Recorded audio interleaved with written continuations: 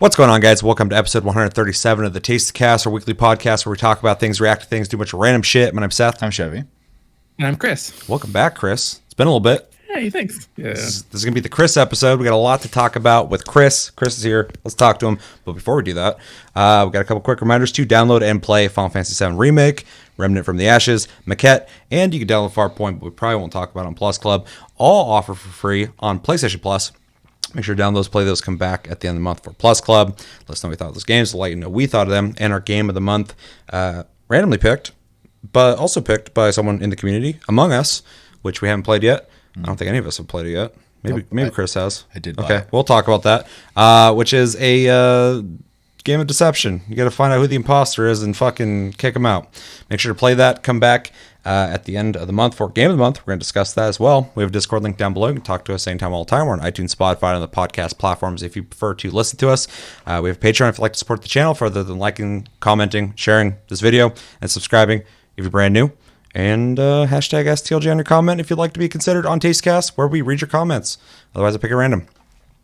All right, Tastecast. Typically, we start with what we've been playing, but Kris missed Plus Club and Game of the Month. So before we jump into what we're playing, I'm going to give Kris the floor. He can give us his impressions of the games, which were Concrete Genie, Control. He did not get to play Destruction All-Stars and Path of Exile.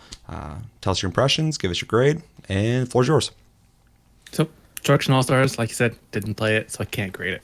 Done with that one. Concrete Genie is a really cute game. I really like the aesthetics of it. It kind of, as far as like the characters go, gives me a feel of Coraline aesthetics. Yeah, I agree.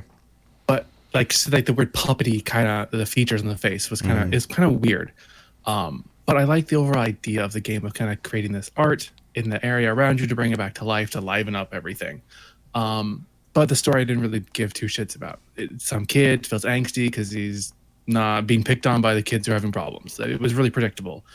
But it definitely feels like a game that was designed for VR. I turned off the controls to make it, move your controller up and down to paint things. I just went straight for the analog sticks. I couldn't deal with that shit because it was not good. But overall, it was a fun experience. I'm gonna give it a C+. It's playable. It's fun. It'd probably be better if in VR. Control. I really like this game only because I'm really into cryptozoology, the study of like cryptids and things like that. And this really had those strong vibes of it. Beyond that, though, the gameplay was fine. It wasn't too challenging per se. I played on anything normal. I didn't play anything crazy. I didn't get super far into it, but I was enjoying it. I didn't really care about the lady and her background. I was just more interested in the cryptid part of it. But I probably wouldn't go too much further into the game, to be honest, because it seems like it was more focused on her backstory than it was more on the cryptid cases.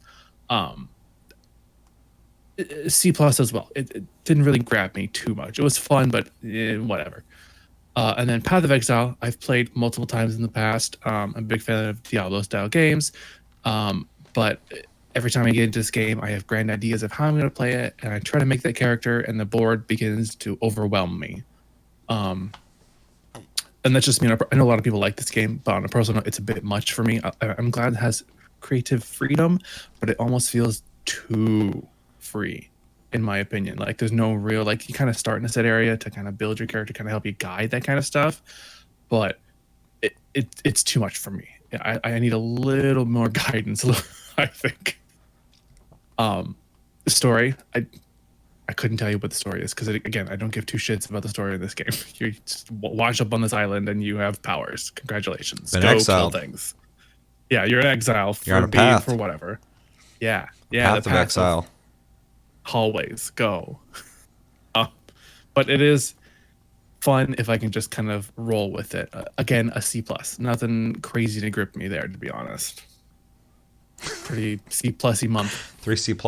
That's really interesting because I believe the first time we played Path of Exile, you gave it an A. So Probably. that's quite the decrease, but very interesting. Yeah, and then when it came to Destruction All-Stars, did you have any interest in playing it at all? I was curious as to like how it would play with like what we saw from like cars and walking on foot. I was curious as to how that gameplay mechanics happened, but beyond that, I didn't really care. Yeah. Yeah, I can see that. That's pretty much where I was at before it came out. Like, I was curious because it's a PS5 game. So I was like, okay, I want to play PS5 games, see what they're like. And then we played it, and it's fine, but it's like nothing amazing. Although, to a lot of people's credit on Reddit, people loved Control, and a lot of people liked Destruction All Stars, like quite a bit. So that was really interesting. Though Concrete Genie seemed kind of mixed with people's reception, which I thought was really interesting. I could see that.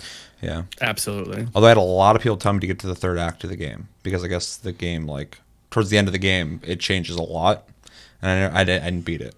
I played it, I got the gist of it, and then I told a lot of people like, oh, I should probably go back and play it because like people were like, oh, the ending's like completely different than the rest of the game. And I'm like, that's interesting. So one of the only games I've really played that has done something like that, not to compare the two, is like Metal Gear Solid. It's really like playful in the way that the gameplay is towards the end of their games. Like it turns into like a fighting game and shit. So Metal Gear Solid 4 for to be specific. Yeah. Anything else you want to say on those games? That was very quick. I mean, they're not bad games. C plus is it's not a bad grade. It's passing grade. It's a little above passing, so they're enjoyable to a certain level. I just don't see myself going back to them. Yeah. Yeah. Fair. All right, let's jump into what we've been playing. Let's start with Chevy. All right. I played a little bit of Final Fantasy 14, mostly just a raid. I am leveling my Astrologian right now to have all the healers leveled because I figure since I'm already playing healer now and with the expansion announced and I'm adding another healer, I'm probably just going to kind of make sure that I am prepared to adjust any changes that might happen. Like if I decide I don't like White Mage, I'll have the other options available to me. So that's kind of my thought process right now. Plus I need to Omni 80 and I've just been really lazy about it. So trying to do that right now. And then played a little bit of Minecraft, very little bit. I have an idea for a couple projects right now, but they're both massive and kind of intimidating. So I'm waiting until I'm just like, okay, let's do it. So I made Kris a present that he won't go get. Does he know what it is? Probably has a vague idea. I have a vague idea of some sort of shield waiting for me in a treasure chest. Yeah, it's shield. I won't tell you what the design is, but I made a designed shield that has full enchantments on it. So Make Better designer have a shields. big dick on the front. you can take wool and make banners, and then you can put layers on the banners with other dyes and colors to make designs, and then you can mix your banner with your shield, and it puts the design on the shield. God, there's so much shit to that game. Yeah, it's pretty cool. So weird. So yeah, other than that, I'm still trying to like slowly gear up because I do want to eventually get to the point where, even though I'm sure people who play a lot of Minecraft are like, you could do it in like 2 hours, but I want to go fight the Ender Dragon, unlock the end, and stuff like that. So, and yeah, other than that, I played the game I can't pronounce, Marquette. Maquette. Why do I keep adding an R? Market. I'm going down to the market Can't talk to solve some puzzles. Can't talk about it too much, but it is absolutely a puzzle game. In case you had any Spoiler doubts. alert. So yeah, Is that it? that's it. That's all. I've been pretty tired last week, so I just have not been playing a whole lot of anything. So Well, let Kris unpack his gigantic sack of fucking games he promised. Let's see if you can guess the theme of the games I've been playing lately, because there is kind of a theme to it all. It's really weird. So I've been playing Slay the Spire, which is a really fun kind of roguelike card game combo thing. It's really cool. It's really I just started today though, so I only have like maybe an hour or two into it, but so far I'm enjoying it. I got That's a so crazy into that report there. game that I was looking for it on phone. I was like, why isn't this on phone? Why isn't this on phone? I think it is now, but at the time it wasn't. And there were so many fucking like rip-off versions of it, and a lot of them are really fun. But like when I played Slay the Spire, but like when I played it, fucking I was like, this is a really cool idea. Why is this not on phone? This is like the perfect fucking mobile game. And then I found a bunch of rip-off ones. I think it is on mobile now though, but yeah, it's definitely fun. There's a lot, like once you play that game, there's gonna be other card games just like it that you're gonna want to play. Like there's like that's a whole genre card now. games. Our styles kind of reminds me of Flash. Oh yeah. It's not a bad thing. Old Flash games. It's kind of nostalgic for me, but the gameplay is really fun overall so far. I've also been playing here and there bits of the Strange Brigade, which I bought a while back, and I'm enjoying it. I need to get more people in it with me, but because the challenge is, I'm hoping that it gets more challenging with more people. It does, and the puzzles get more complex. Okay, good, because I'm just like breezing through everything. Like I've died Yeah. maybe once in the game. Yeah, I bought that. I played it by myself for a while, and then I got like 3 other people to buy it, and I've only gotten one of those 3 people to play with me once. And people keep looking at it like, this game looks kind of cool. I'm like, it is. Somebody fucking play with me. Like, just somebody. So Yeah. maybe me and you can play. Fuck yeah, I'm enjoying it even on my own. Just, I think it's really I neat. love all the character varieties and how they all have special like perks to them, and it's just a lot of fun. It's Yeah. it's got a lot of character to it. It's like that. I couldn't tell you the time period. What is it? Where they had like blimps were really popular in like motion pictures, and they talk like this all the time. You see, Yeah, and it's like the Great Adventure. the early 1900s. Yeah. Playing that game always kind of reminds me of standing in the line for the Indiana Jones ride at Disneyland. Exactly. I'm just like, every level I run through, I'm like, am I in line for the Indiana Jones ride right now while shooting shit? That'd be kind of a cool way to wait in line. Oh, yeah. Yeah. It's fun though. I'm really enjoying it. All the characters have unique lines, and even the narrator makes unique comments about each character, which is really cool. I thought he was going to be annoying, and in a way, he's like really campy and dorky, but like I kind of love him because he like really makes the experience feel like an old timey movie. Yeah. Yeah. It really does. And I found on the options you can turn that voice off, which is nice for those who don't enjoy that. But it, like you said, it really does add to the appeal of the gameplay and the atmosphere of it. It's a lot of fun. Yeah. It can't be fun. I've also been playing 14, of course, raiding. But most of the time I've been actually playing Blue Mage outside of raiding. I got to 70. I did all of what's called the Carnival, which is like the Blue Mage specific challenges. I beat all of those. The only thing I have left to do is get all the new 70 like raid and dungeon abilities, which I can't really do on my own at the moment. So I just need to get a group of people to hop in with me and do that.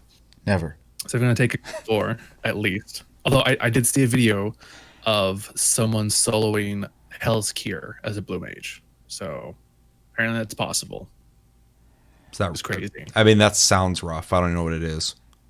There's a mechanic in the raid that you have circles on the ground that every single person in the raid has to stand on and face the direction of the arrows on the circle. Otherwise, the boss gets damage up buff and will kill you.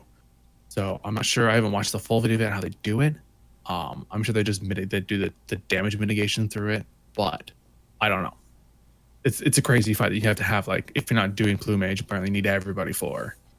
So Blue Mages are kind of busted, but they're fun.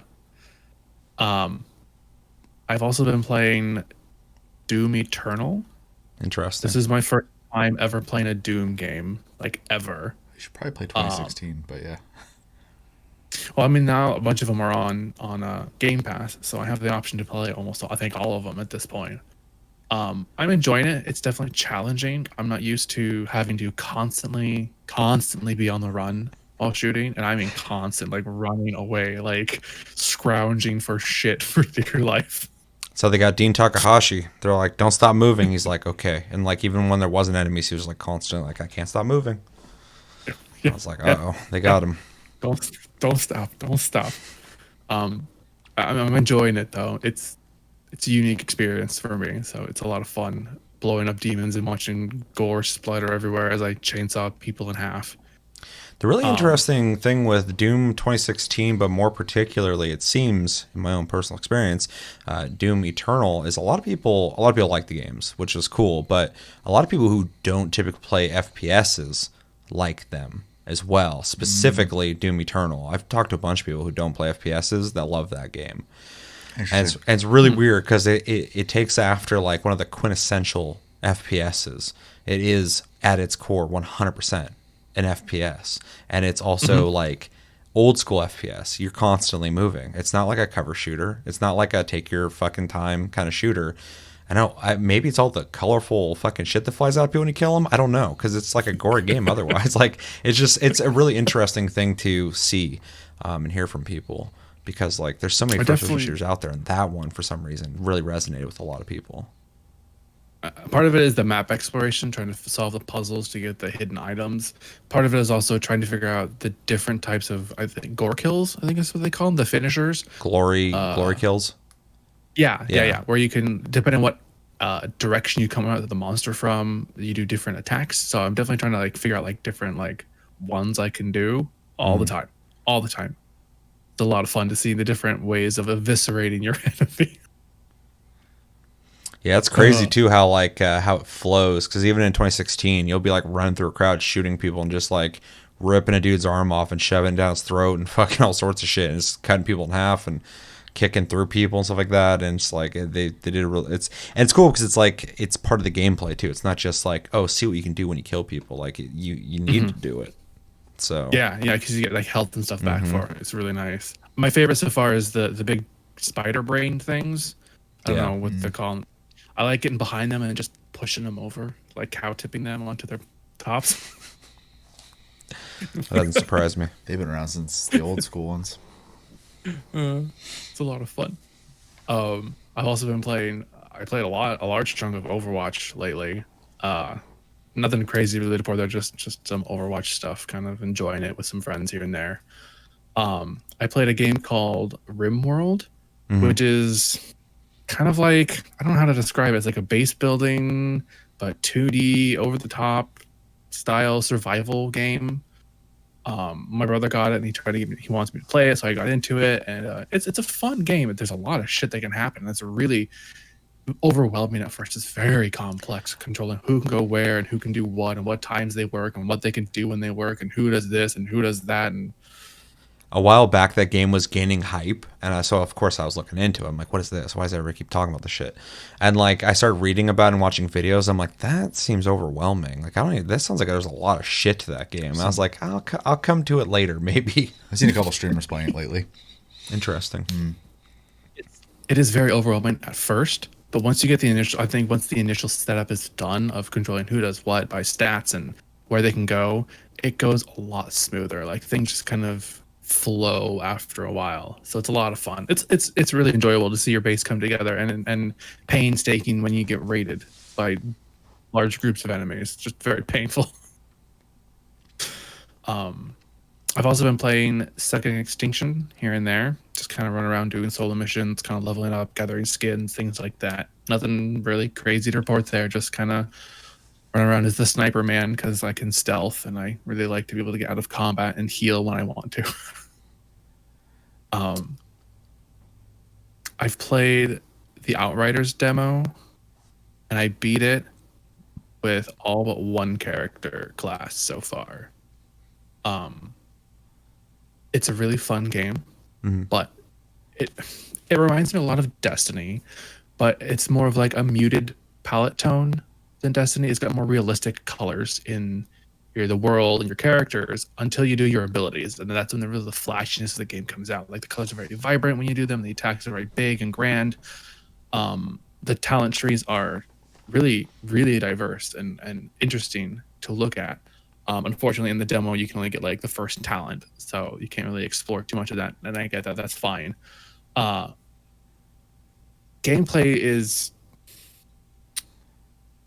it's not bad, but it feels a little repetitive.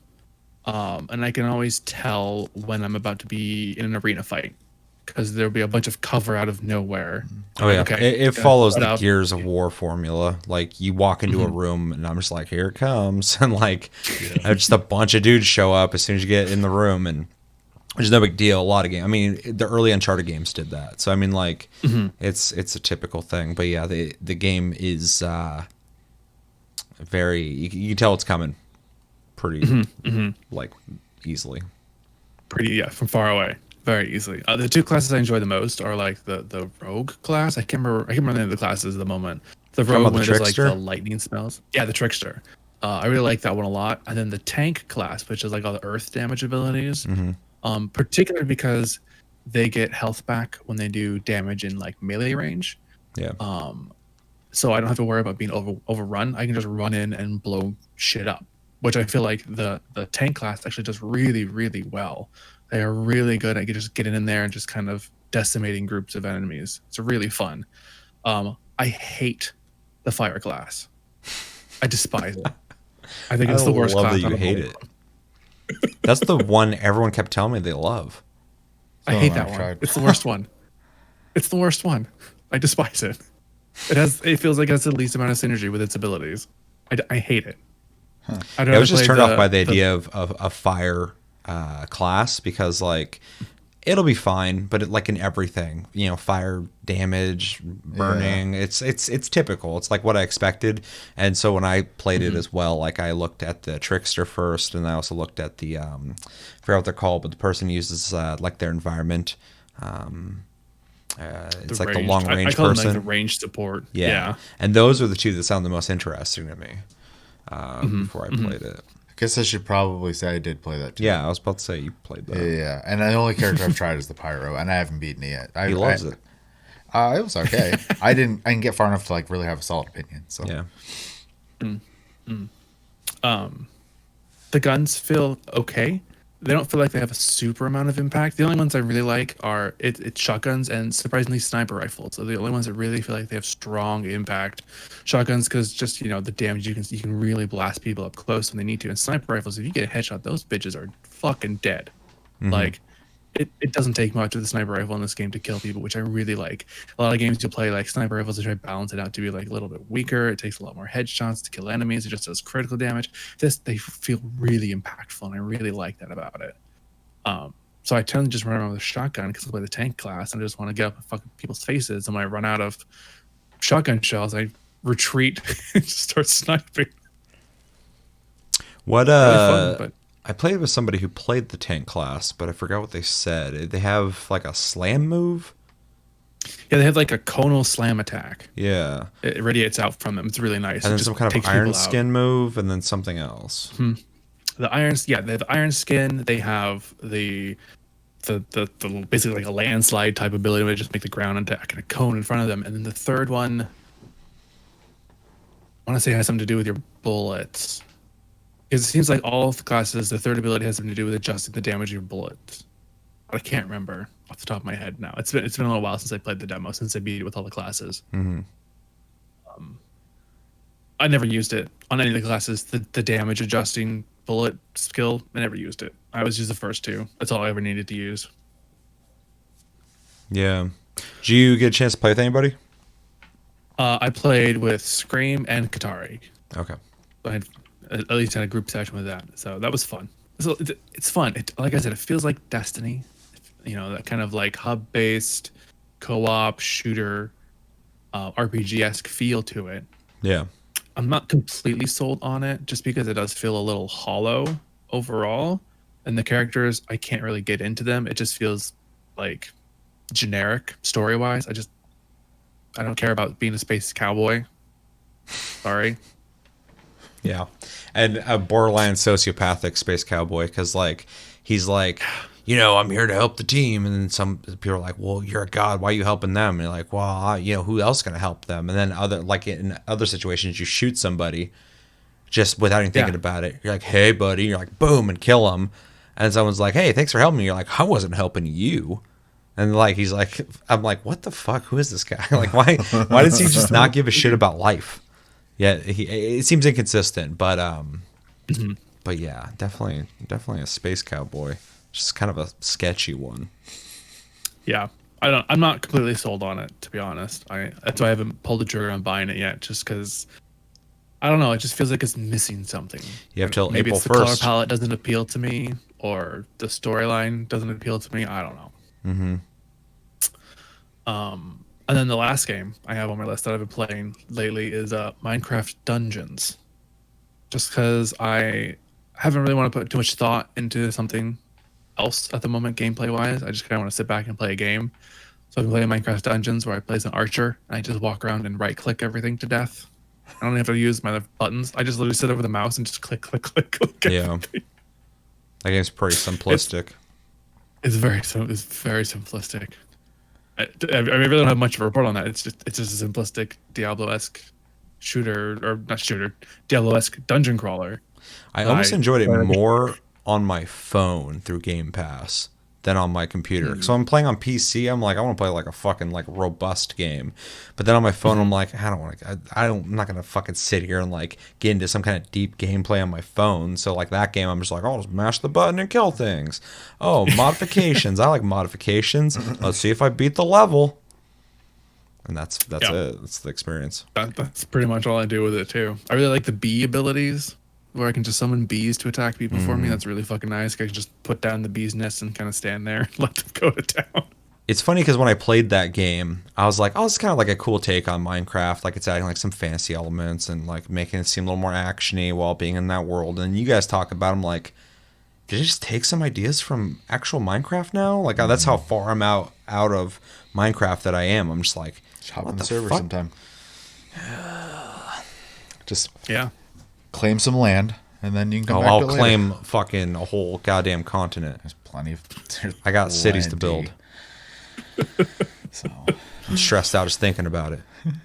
It's too big. My ideas are too big. Not like Rob digging fucking holes. Every goddamn server I ever play with him in Minecraft, he digs holes. Why is Rob a mole, man? This time, it's his hole is like an upside down pyramid. Yeah, it would be because he's got to change the hole up. He's already made fucking a hole that's like a square, perfect square, and he went down and dug out all the lava parts, smoothed out the walls, and then the center there was a fucking like tower thing, I think. Then he had a shack, and somebody put a bunch of dynamite under his shack. He's got a tiny little house now that he wants Kris to decorate. But did somebody put fucking TNT he asked under me it? to decorate it, and I go out to it, and it's like a 5x5 square house. I'm like, I can't decorate this. There's no fucking space. Yeah, how would you decorate that? He hasn't been playing anyways. Put some flowers around it. He's got it pretty well decorated on the outside. He's very much like a what do you call it? A Zen garden feel to it. That was what he was going for. And it's funny too because he's just like, I just grabbed random stuff that I had on me and just put it places. And I was like, it worked. So good job. So it works, but there's no space inside to decorate with because you need a lot of space to make furniture and things like that. Like you need a lot of space. I don't know, I got that tiny little house and I managed to pack it full of stuff. So yeah, your tiny house, it's tiny. Mole men do not need a lot of space on ground level like us ground walkers. Even all his like decorate his whole for him. Facility at his little facility there or whatever. All of the like the useful stuff's all underground. He's got 2 XP farms and his nether portal are all underground. So I feel like if Rob had the ability in real life, he would dig a big hole and live in there. As long as he had internet. No comment. I'm just seeing a pattern, right? Someone keeps repeating something, I'm going to start thinking that's on their mind a lot. Yeah. He's just channeling his inner Shia LaBeouf, all right? True, probably. I'll even if that's not true, I'd believe it. I believe it. He's in the movie Holes. Yep. His kid. Rob's favorite movie. He goes down in his hole and watches that movie. I hope he watches this episode. Can always tag him in Discord. Yeah, it's a lot that doesn't do you any good. Yeah, he doesn't check Discord at all. No. He's in a hole somewhere. That's all the games I've been playing. 5 shooters. Yeah. Mister, I don't like shooters. Yeah, you're getting fucking I know, buck wild. it's really weird. But they're all like, except for Overwatch, they're all like PvE co-op shooters. Yeah. Well, Doom's single player, but yeah. Well, those are always the shooters too I try and recommend to you and Chevy because I know you guys will play a shooter if it's not like against other people because that's just not really you guys' cup of tea. But yeah, I definitely I said last time too on Tastecast I want to play Second Extinction more and you're playing it, but that you're playing Strange Brigade. I'm like, fucking finally somebody's playing it. I gotta catch that wave before it disappears. Cause like I've had that game for a while and I'm like, hey, everybody buy it. And they're like, okay, I'll buy it. So people got on sale. Josh bought it full fucking price, and then goddamn, he didn't play it. Nobody plays it. I played with Cody one time. He's like, it's pretty fun. I'm like, yeah, it is pretty fun. That was my best Cody impression. It's pretty fun. He sounds nothing like that. Nothing like that, yeah. No. So that's everything?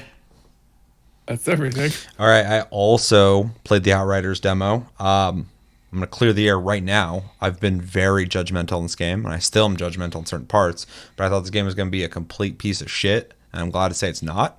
I enjoyed it. I thought it was really fun. It definitely has issues, but a lot of games do. I will be buying it when it comes out.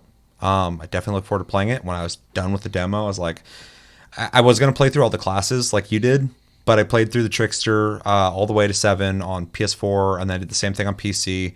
Because after I played on PS4, I'm like, I like this game.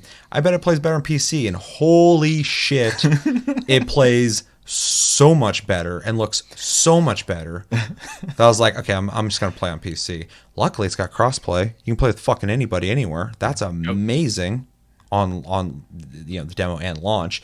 But anyway, I was going to play all the classes. I decided against it because I enjoyed playing it so much that I don't want to get myself burnt out on it before it comes out. But yeah, played the Trickster, got him to level 7, did all the content, repeated some of the content to start grinding for gear. And I was like, I'm not going to do this because by the time the game comes out and I start playing again, none of this gear is going to matter. Game comes out, so just like, look at all this legendary shit. Oh, I'm already kind of decked out. And I'm just like, and then I'm going to hit level 8 and it's not going to matter. So it's like, fucking who gives a shit? Even in my comments on the stream, they're like, I think it was Jeremy was like, he's like, yeah, I didn't want to burn myself out on that either. I'm like, yeah, I'm not gonna do this. So that was it. I played the Trickster, and it was really fun. I have not played the other classes, but I watched 2 of them be played, and they looked interesting as well. I still haven't seen anyone play the Pyro character, but that's the one I keep hearing about. Everybody keeps going, hey, you played that one? You played that one? I have not. I haven't seen anybody play it. You go like this, and then they catch on fire. Sounds about right. Yeah. The thing I really like about the Trickster is they play with time. So they're able to teleport to other enemies, but they teleport behind them, and the enemy actually has to turn around. A lot of games, you teleport to things, and they're like looking at you already, shooting you, and it kind of feels like shit. So at least it feels like a move, feels like an ability I want to use.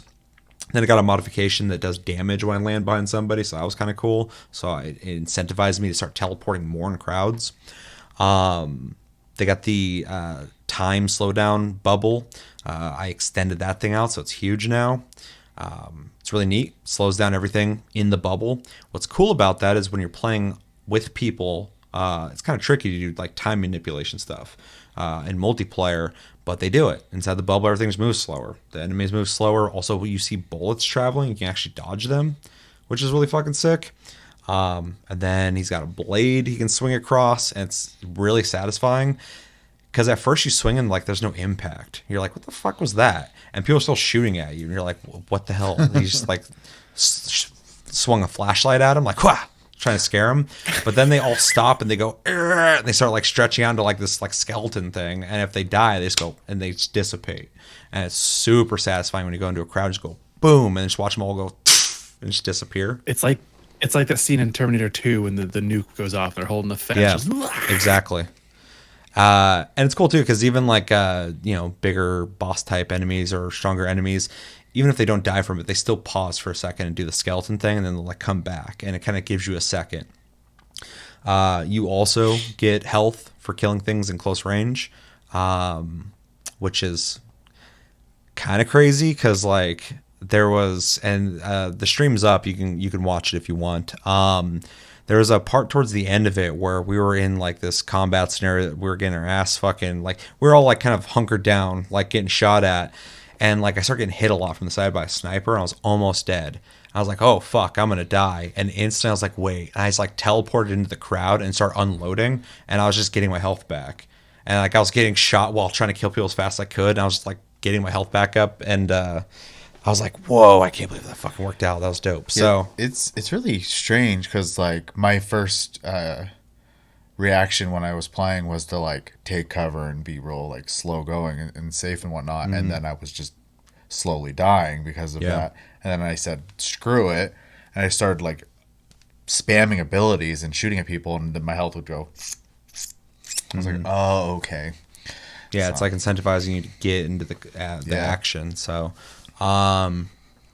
but yeah, I mean, like I posted in the Discord this. It's also on that stream, but like pretty much my quickie review of the game. My pros are the combat's fun.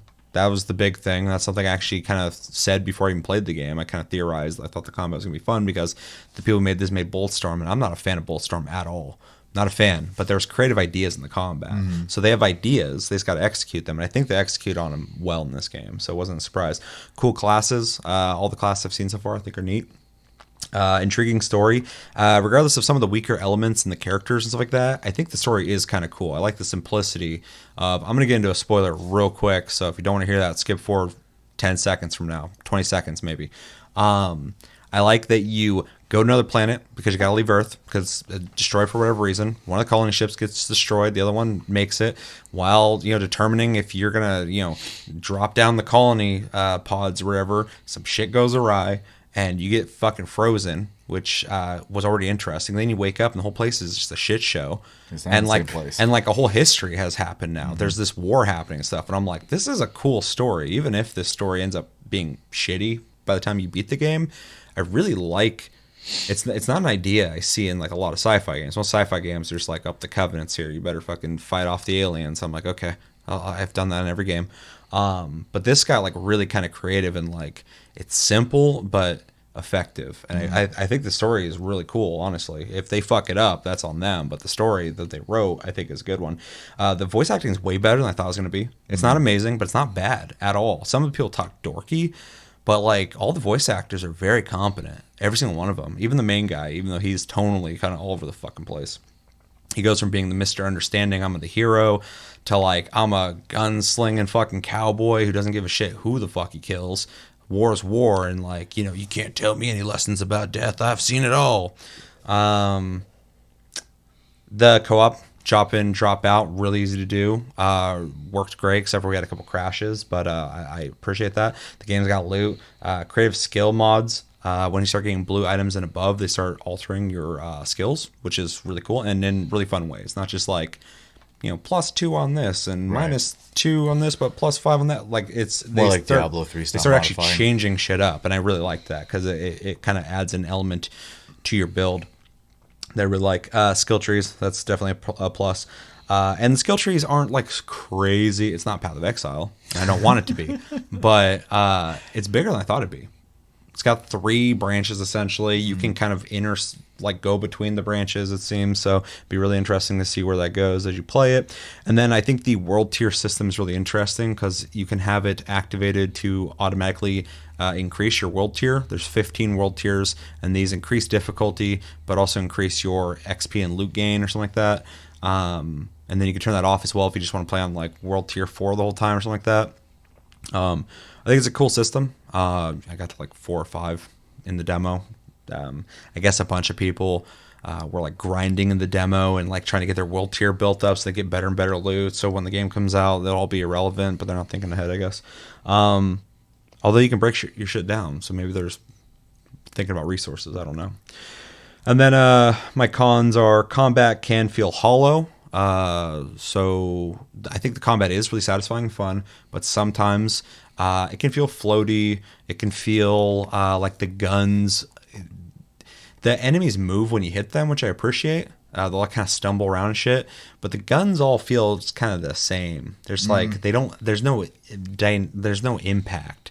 There's nothing to it. There's nothing visceral about it. So it can kind of feel eh. And like I said, that sword swing, the swing itself, you don't get like a sound. You don't get no impactful anything. It's just when they pop, you enjoy that part. So it's weird. Main character is inconsistent and a dork sometimes. I kind of went over that already. Killbox arena combat can feel repetitive. You walk into an arena, you fight a bunch of shit, you kill it. I'll do it. It's fun. And in co-op, I wasn't thinking about it as much because it's kind of fun to like strategize when all the aggro is not on you. Yeah. I can sneak up behind people, take them out and shit. But still, I'm not a huge fan of just being in a box and fighting waves until I've met the quota and now I can leave. That gets kind of boring, and a bunch of games do it. Anytime I mention that in a game, people are like, "But this game," I know. I'm not a fan of that in any game. And cutscenes can lag or be out of sync with the audio. I saw this on PS4 and on PC. Way worse on console, but it still happened on PC. There's this weird lag. The game ran perfectly smooth, and then the cutscenes would start and it would have like a weird chug to it, and I'm like, hopefully they'll patch it, but I'm like, that's weird. And then easily overlooked random jank, meaning that there is a lot of random jank in the game, but it's easily overlooked. None of it's like detrimental. None of it changes my experience. Every once in a while, I just go like, oh, that guy's cape is clipping through the thing he's sitting on. Oh, his leg is through that thing, or all this stuff that just feels like, as much as it's probably had a pretty big budget, it's not like a AAA, but even games like Battlefield and shit have all sorts of jank. So Yeah. there's not really any excuse for it. There's just jank to the game. But yeah, overall, it was a decent surprise. I had a sneaking suspicion I'd probably enjoy the game enough, but not as much as I did enjoy it. It's not the best thing ever, but I definitely had fun with it, and I will be playing it day one because I want to continue playing it. I really enjoyed playing it with Sarah and Psycho Scream. Well, he's just playing with everybody. Oh yeah, he gets around. I was streaming, and as soon as I got to the air, he's like, "All right, open up friend co-op," and I'm like, "What?" And he's like, "Just go into your options." And I was like, "Can you do it?" He's like, "Yeah." And someone else is like, "No, don't you have to get to the thing?" He's like, "No, just open it." And I'm like, I didn't even tell anybody to join the game, but he's just like, "Let me in." And I let him in. He'll do that sometimes too, but like you're in voice chat, and if it's locked, he's like, "Let me in that voice chat." He's real good at inviting himself in. But it was fun. Played with him and Sarah, and it's the game's already fun. I could definitely play by myself, but that's every game. I can play by myself pretty easily. But it's definitely a game that felt better with people. And then, of course, you get the benefit, like in a game like Diablo or something like that, where you get rewarded for having more people and stuff like that. So that's always awesome. But yeah, I was wrong, and I'm glad to say that because I want all games to be good. Those are the best times to be wrong, though. Sure, Yeah. I was like that game's gonna. And I've been saying this. I'm on record for fucking ever at this point. When they said that there was gonna be a demo for this, I was like, good, because that's a game I was never gonna fucking touch. I saw a game like that shit looks generic as fuck. I don't want to play that Gears of War game. And then the demo got announced. You brought it up to me. I'm like, I'll try it. This is the only way they're gonna get me to play it anyway. And I play. I'm like, okay, I like it. So good. This is why demos existed at one point.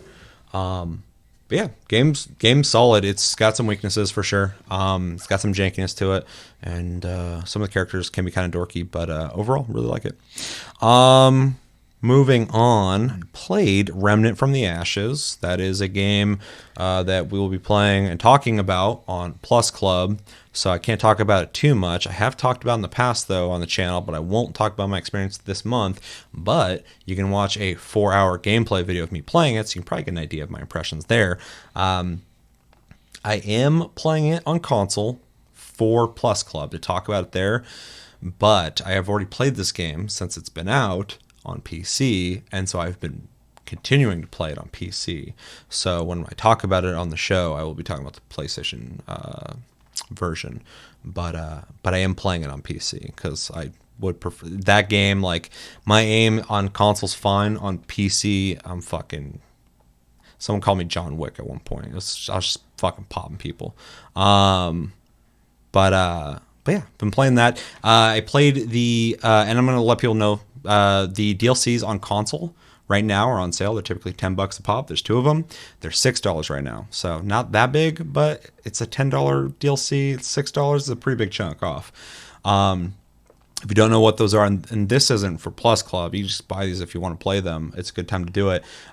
There's one called Swamp of Corsus or something like that, and that essentially adds a roguelike survival mode where you start with a pistol and you move forward, you get stuff, and the further you get like materials to craft with, I guess. I haven't experienced that. I haven't done it yet, but it's there, and that's a $10 DLC. I think it adds a couple more things, $6 on console. And then the other DLC is Subject 2970 something. I don't know. It's some number, and that actually adds a new section on Earth, a new snow map, which is big. We're playing it on that stream. Go check it out if you're curious about that. And adds like 5 or 6 new bosses and like 8 new weapons. So quite a bit of stuff for $10, $6 on console. So if you're curious about that, check that out for sure. And we will talk about Remnant from the Ashes at the end of this month. But I have definitely played it, so I'll have a lot to say about it. And then the last game I've played, thanks to Cody, he's like, hey, have you heard of Hypercharge Unboxed? I can never remember the name of that game. I have to like look at it. That's a weird name. Yeah. Well, what do you think that is? Hypercharge Unboxed. Yeah. The first part makes me think it's a space game. The last part throws me off bad, though. So, yeah, I don't know. Space boxing. Yeah. It is a tower defense, cooperative tower defense game where you play as action figures. Interesting. Cody recommended this game to me. He's like, have you played this? I'm like, I've not even heard of it. And he's like, it's tower defense. I'm like, you're playing a tower defense? That's cool. I Like didn't know they fucking. still made them. And he's like, yeah. He's telling me a little bit about it, and yeah, it's weird. And he's talking about tower defense. I'm like, I like tower defense. And he's like, yeah, it's got co-op. I'm like, I like co-op. Interesting. And yeah, I bought it. As soon as he even told me, I was like, I'll look into it. And I just bought it. And I think it's like $20, something like that. But it's 4-player co-op. You can play with bots as well. So if you're playing by yourself, you can play by yourself, tower defense, or you can have bots play with you, which is interesting. It's got 10 levels. Each level has secrets to find. I was like running around the first level. Is a huge like bedroom, very detailed. Like it's impressively detailed. And I was like trying to find the way on top of the closet, and there's like one of the 3 collectibles back there I had to find, and all sorts of stuff. But anyway, it's a tower defense game. These random action figures will come and attack your towers. Essentially, every character has 3 cards with them equipped. Each card you can put down as towers. As you play, unlock more cards. So I can only imagine that later in the game when you're playing with a bunch of people, you all can bring different towers to kind of diversify your roster possibly. And yeah, they just kind of come marching in. There's a bunch of different types of enemy types. It's kind of feels like Quake because you're like jumping off like little booster things they'll throw you across the room, and you have a machine gun, and you can play in third person or first person. Also, the team that made this game is like, I think like 6 people or something, and the game's like really good looking. I don't know if it's on Unreal or what, but it has like a photorealistic look to it, and it's really impressive for an indie game. I was looking at it, I was like, wow, this game looks really good. Also, it's interesting. You start just with a base machine gun, and in the level, like random parts will just spawn between every wave when you're running around grabbing like coins and stuff like that to buy new towers, stuff like that. And you pick up like scopes and stuff like that and start modifying your gun. So it's almost like a roguelike in that sense too, which is kind of interesting. And then yeah, you survive the waves, you beat the level, you get rewarded, you play that one again on a harder difficulty, you play one of the next 9 levels. I've only played 1. I think I just unlocked a bathroom, so that's interesting. I really kind of dig the idea of I don't get the action figure thing. Like I don't know why it's Toy Story, but I like the idea of like just like oh god, what's that fucking survival game where you're shrunk? It's on Game Pass, Chris. Didn't Rare make it? Yeah. Anyway, I like the Grounded. I like the whole Honey I Shrunk the Kids thing where you're like shrunken down to a perspective where you look at like normal environments in a whole new way. And this game does that. It's really neat to like run Nintendo 64 era of like creativity type thing. Kinda. Yeah. When you said Nintendo 64, I was thinking of Super Nintendo. I'm like, what are you talking about? There's no games like that. But that was my brain not working. But it's kind of cool to like run behind the bed and like get up on the desk, and there's like a Coke cans and a plate with food on it and like a computer, and then you get up on the shelves and there's all these like things to find all over the room. So it wants you to explore these highly detailed rooms while also fighting enemies. I'm just I don't know if I'm completely. I mean, I bought the game, so I guess I'm sold on it, but I haven't refunded it, and I don't think I will. But this game of the year. It might be. I haven't beaten it yet. But the shooting's fine. And the tower... Well, so I'm like in case you don't know, I'm a huge tower defense fan. Like I love tower defense games. And I have like favorite ones I can name off and shit. And so playing this, the tower defense aspect of it's very minimal. So I want to play it more and with people to see if I can start to understand why they made it so basic. So essentially where the reactors are, essentially that the enemies are attacking, there's like 3 in the first level. They're just kind of sitting there, and the only places you can build are around them. Right? So they just come marching in. So it kind of feels like Call of Duty Zombies. but tower defense. It's really weird. Like the game, I'm just like, it makes me wonder like why. The defense is really light.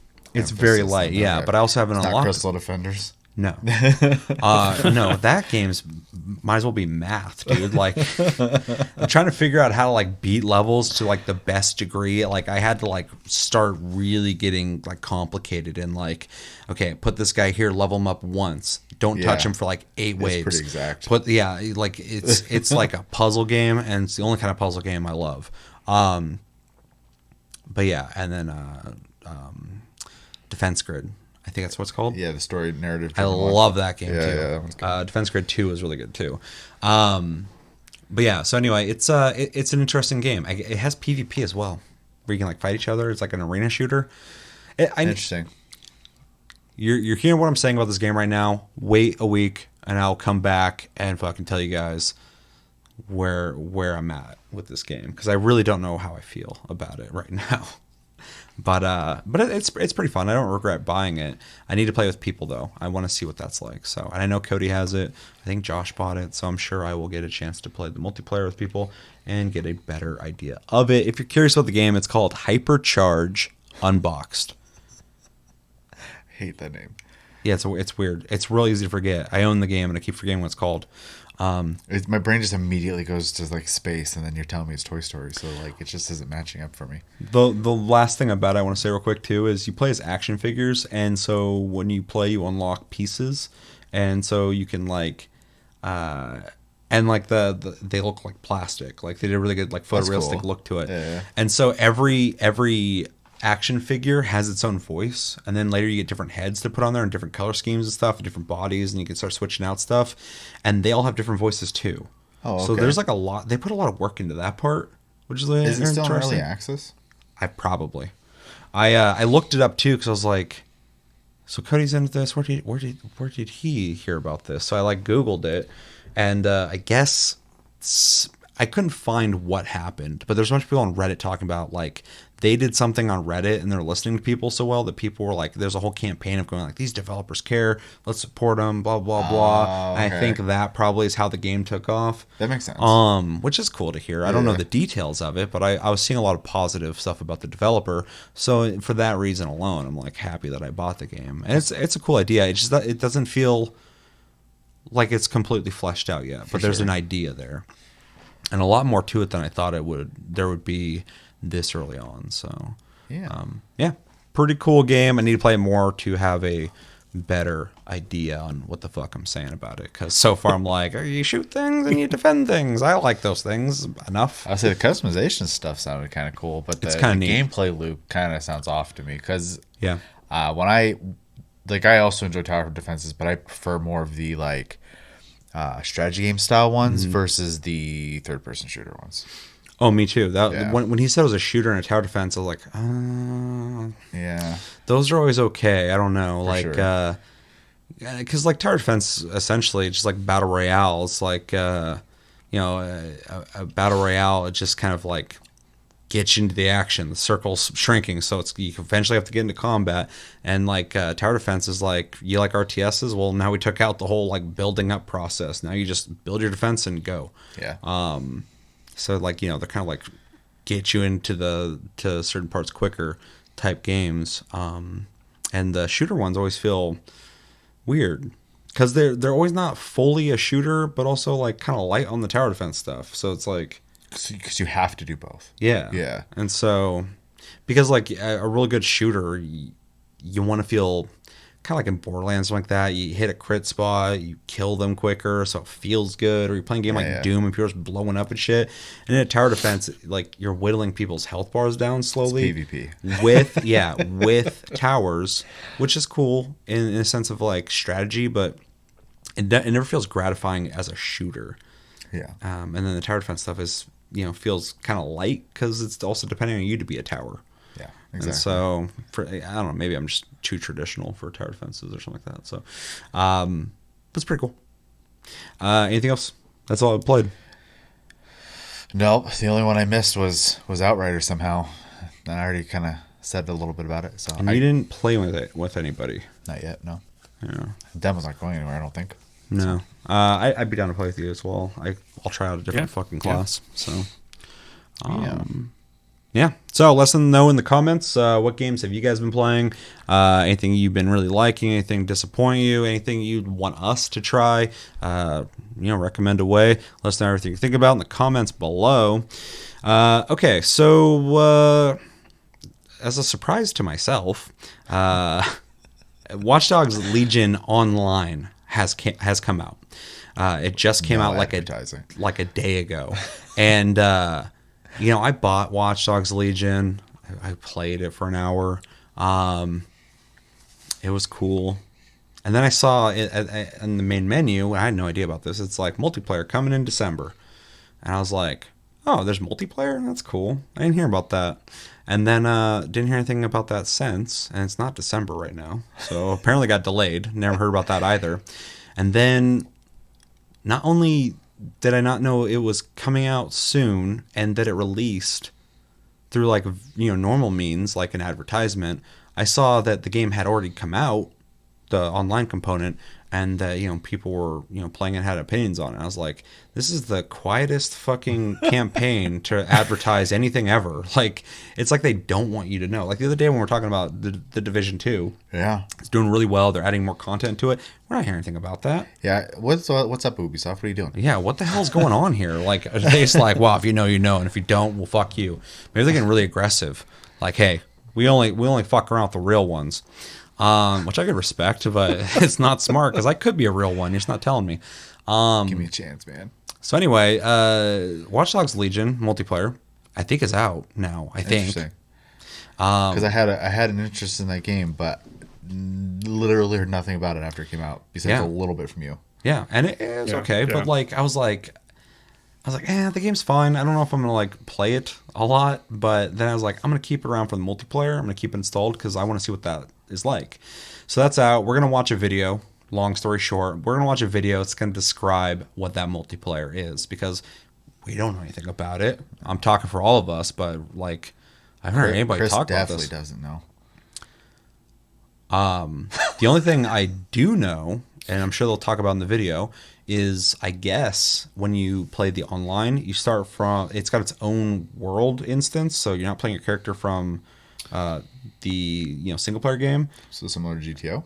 Yes. Okay. It's its own world with its own story, and it's got its own missions, and you play with friends and you do missions together and stuff. And I was like, that's kind of cool because I really don't care about the single player too much. I guess you can do a lot of what you do in the single player and the multiplayer. So we're going to watch this video. Maybe we'll be stoked about it. Maybe we'll watch and go, well, maybe they should have kept that real quiet. Even more quiet. I don't want to hear about this ever again. We'll find out. But yeah, so we got this video. It is Watch Dogs Legion online gameplay overview. This is via Ubisoft. It is 5 minutes, and we're going to watch it. You guys got anything to say before we watch this? No, not really. No. Ready, Chris? Yep. All right, 3, 2, 1, and go. It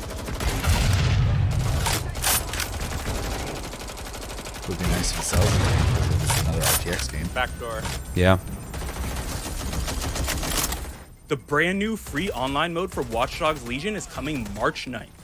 Meaning you can go from playing the blues outside the theater of Broken Dreams all by yourself to beatboxing and dancing with all your friends like one of them cool kids. Nice. Celebrate! We've got the lowdown on the fun new co-op missions, intense tactical ops, and the fast and frenzied PvP matches. Here's everything you need to know about Watch Dogs Legion online. I was waiting for you to go, what? Wait. Holy shit. PvP? Ugh. Watch Dogs Legion online mode exists as a standalone mode in Watch Dogs Legion, so you'll find a few differences from the main campaign.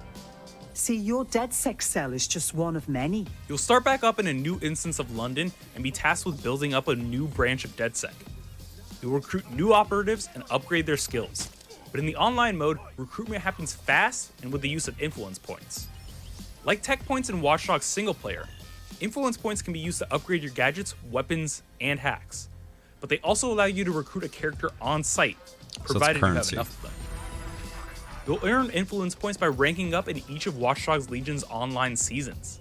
Increase your rank by completing daily and weekly challenges, or by Kris taking on is solo saying out assignments. loud how I felt right when I heard Ranking up that. not only nets you more influence points to upgrade your DedSec and their skills, Too many games have but it unlocks seasons. I can new only do one cosmetics season for in your one weapons game at and a time. operatives. For sure. Yeah.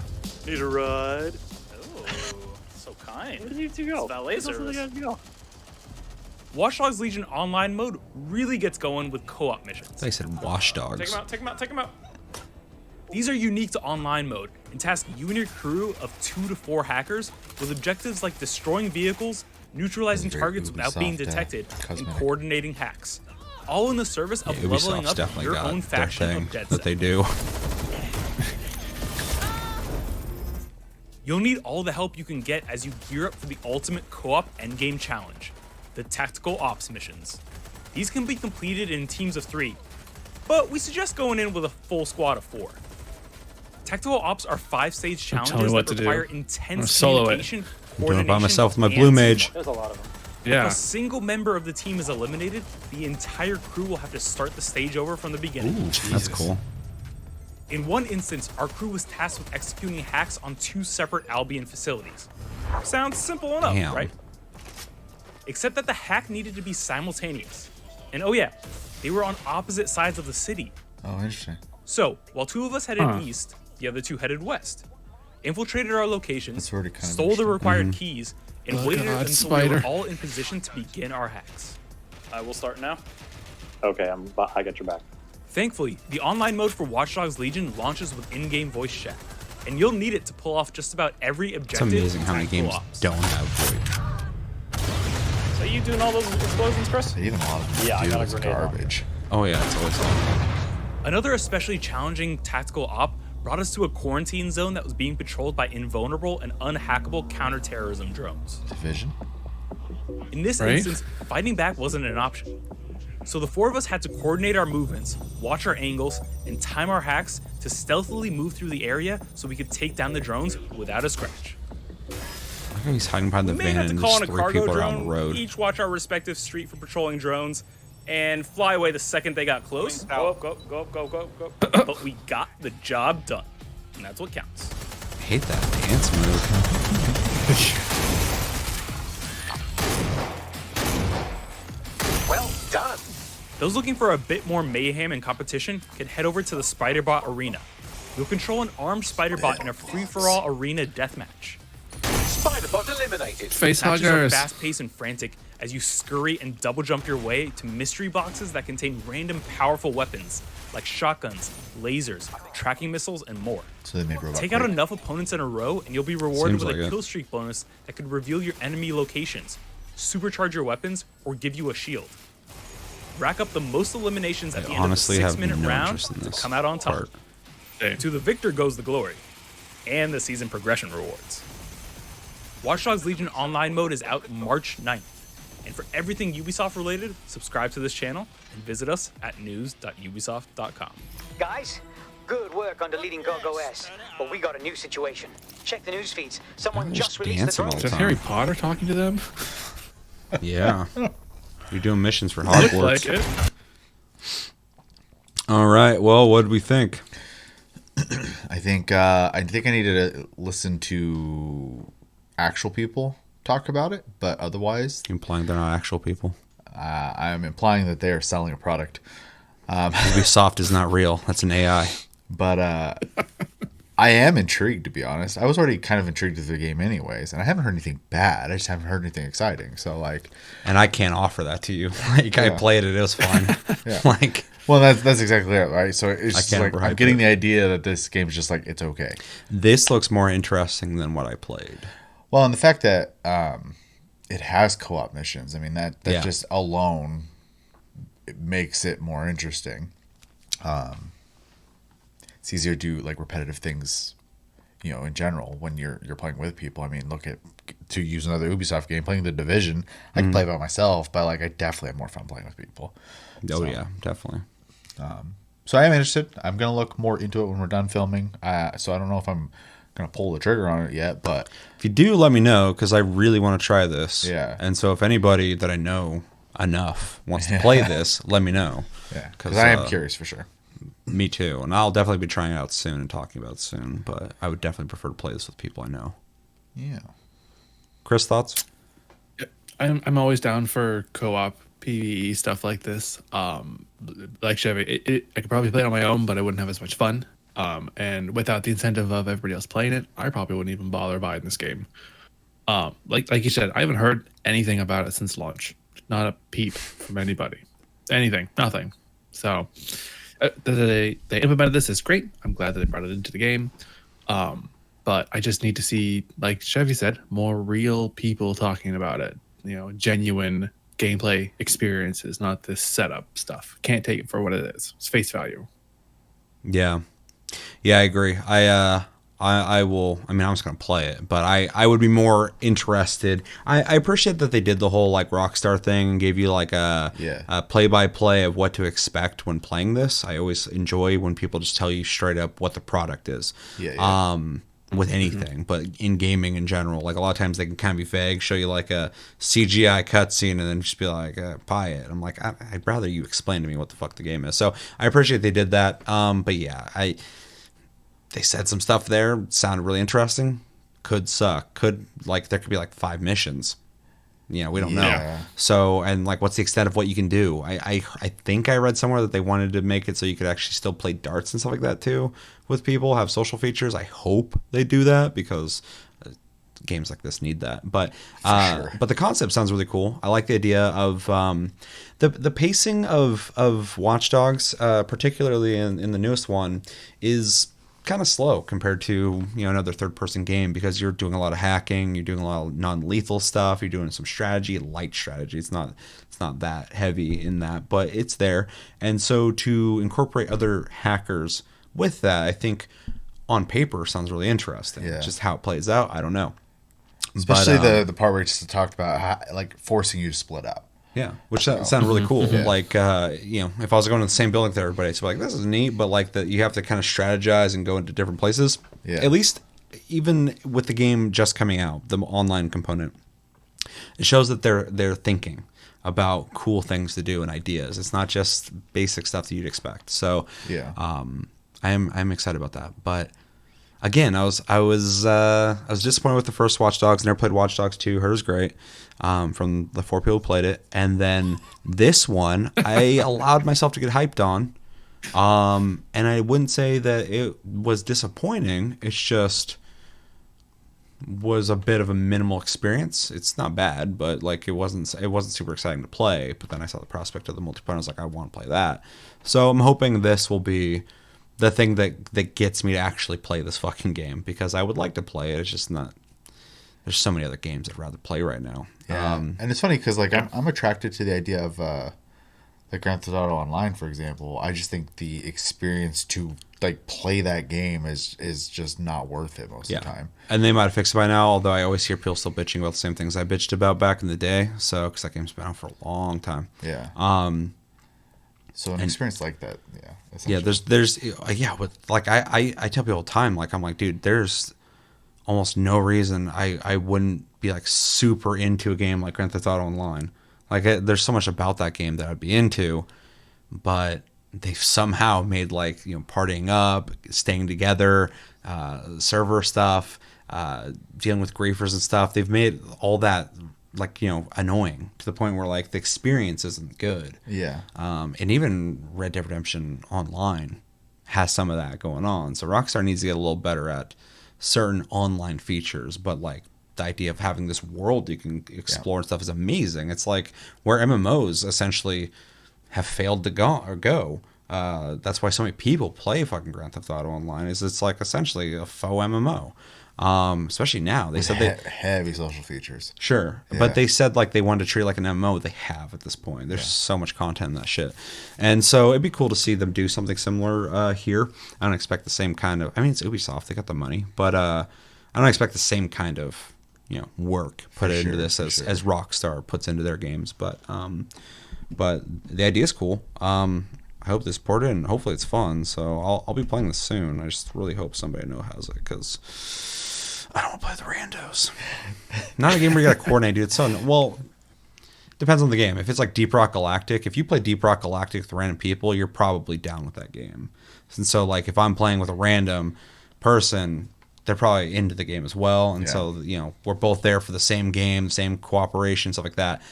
A game like this, with the amount of people who've bought this game, a game like Grand Theft Auto, like, you know, cooperating with random people, it's just like, I don't even want to talk to you, man. Like, you're probably like 9 years old or an asshole, or this is your first time playing a game ever. You're like a 50-year-old guy, like, where's going on? I don't know why a 50-year-old guy would talk like that, but anyway, yeah, I want to play it. I'm curious about it. Looks cool. Sounds cool. I just don't know why Ubisoft just like advertising games. Just like was holding multiplayer, and they just like looked over and was like, just dropped on the ground. Like, here you go. Like, what is that? That's multiplayer. We're not talking about Valhalla right now. Well, it doesn't exist then. Ubisoft, you dropped this. What is this? That's multiplayer. There's multiplayer? Yeah, it's right there. Is that the official release? Yeah, that's how you play it. Yeah, you should. Yeah, I can play it. Yeah, just play it. Okay, I'm feeling real hyped. All right, I'll just go play it. I don't know why they're doing that shit. I think what's Almex's favorite game? Ubisoft. For Honor. Yeah, Ubisoft For Honor. That game's like going on to its like 9th or 10th season or some shit. That's impressive. Year 8 or something. I don't know. That game's like, they're still supporting that game. That and R6 are surprisingly. Yeah, but there's a now. lot of people who play fucking Siege. For sure. A shitload. I don't know anybody who plays For Honor. They're all assholes. I feel like Almexai has like 8 different consoles he fights himself. Maybe. Or 6. I don't know how many people you have in that game. Maybe it's a European thing. Yeah, maybe. I don't know. Yeah, all in all, looks cool. Yeah. I'm definitely going to be checking this out. I already own the game, so you know it's free, which was very cool of them to do. Kind of expected for a company this big to do that, but you know I'm not going to have to for sure. Yeah. When I bought the game, not thinking of a multiplayer, and I saw it in the menu, I'm like, they're going to multiplayer this? That's cool. So yeah, credit where credit's due for sure. Yeah, can't wait to try it out. Yeah. Hopefully it doesn't suck. Anything else you guys want to say? Nope. I'm just gonna keep a very grounded thought process on this. So yeah. All right, let us know in the comments, what do you guys think about Watch Dogs Legion Online? It's starting to become a mouthful. Have you played it? Do you want to play it? Is this the first time you're hearing about it? Yeah, let us know everything you're thinking about when it comes to Watch Dogs Legion Online in the comments below. All right, you guys already know about this, but we're going to discuss it because I'm seeing a lot of people saying things that aren't true about this, but Bethesda is officially owned by Xbox now. Yes. No big surprise to anybody who's ever held a controller before. Like they're making a big deal about this. I'm like, no shit. Everybody knew that they bought them, but it's official now, and so they're making a big deal about it. I guess they released. I haven't watched it at least. They released like a Bethesda promo thing that just kind of says, "We own you now." Bet you mind. It's very dystopian and scary. And they're like, and all of you are next. And I'm like, okay, that makes sense. So anyway, that happened. And so there's a lot of questions coming up about, exclusivity when it comes to Bethesda games, and Microsoft, Xbox, Phil Spencer, have been kind of, treading lightly when it came to that topic. Well, recently they've come out and talked about that a bit. And, they'll say in this video, we're going to watch this video and fill us in with all the info, but just to kind of clarify this, because I see a lot of people all over the place going, well, all Bethesda games will be exclusive to Xbox and PC. In the quote, it says they say some games will be. So we'll discuss that. But I just want to make that clear. You can look up the quote. I'm sure they'll talk about it here. It says some, so it doesn't say all. So just because I see a lot of people freaking out and shit. I'm like, calm down. It's also on PC and Game Pass, so eventually you're gonna be able to play this on like everything. Your TV is gonna have Game Pass on it. You're gonna stream the games there too if you want. So pretty much all that means is like this ain't coming out on Sony and Nintendo until Nintendo goes, yeah, Game Pass is fine, but Sony's not gonna do that. So anyway, it's a big middle finger to Sony essentially. So yeah, we're going to watch this video, we're going to get the info, and then we'll discuss what we think about the acquisition officially happening, what they're doing with exclusivity, and what we think about the future of Bethesda, ZeniMax being owned by Xbox, because there's other companies involved with that. All right. You guys got anything to say before we watch this? I expect very little. That's fair.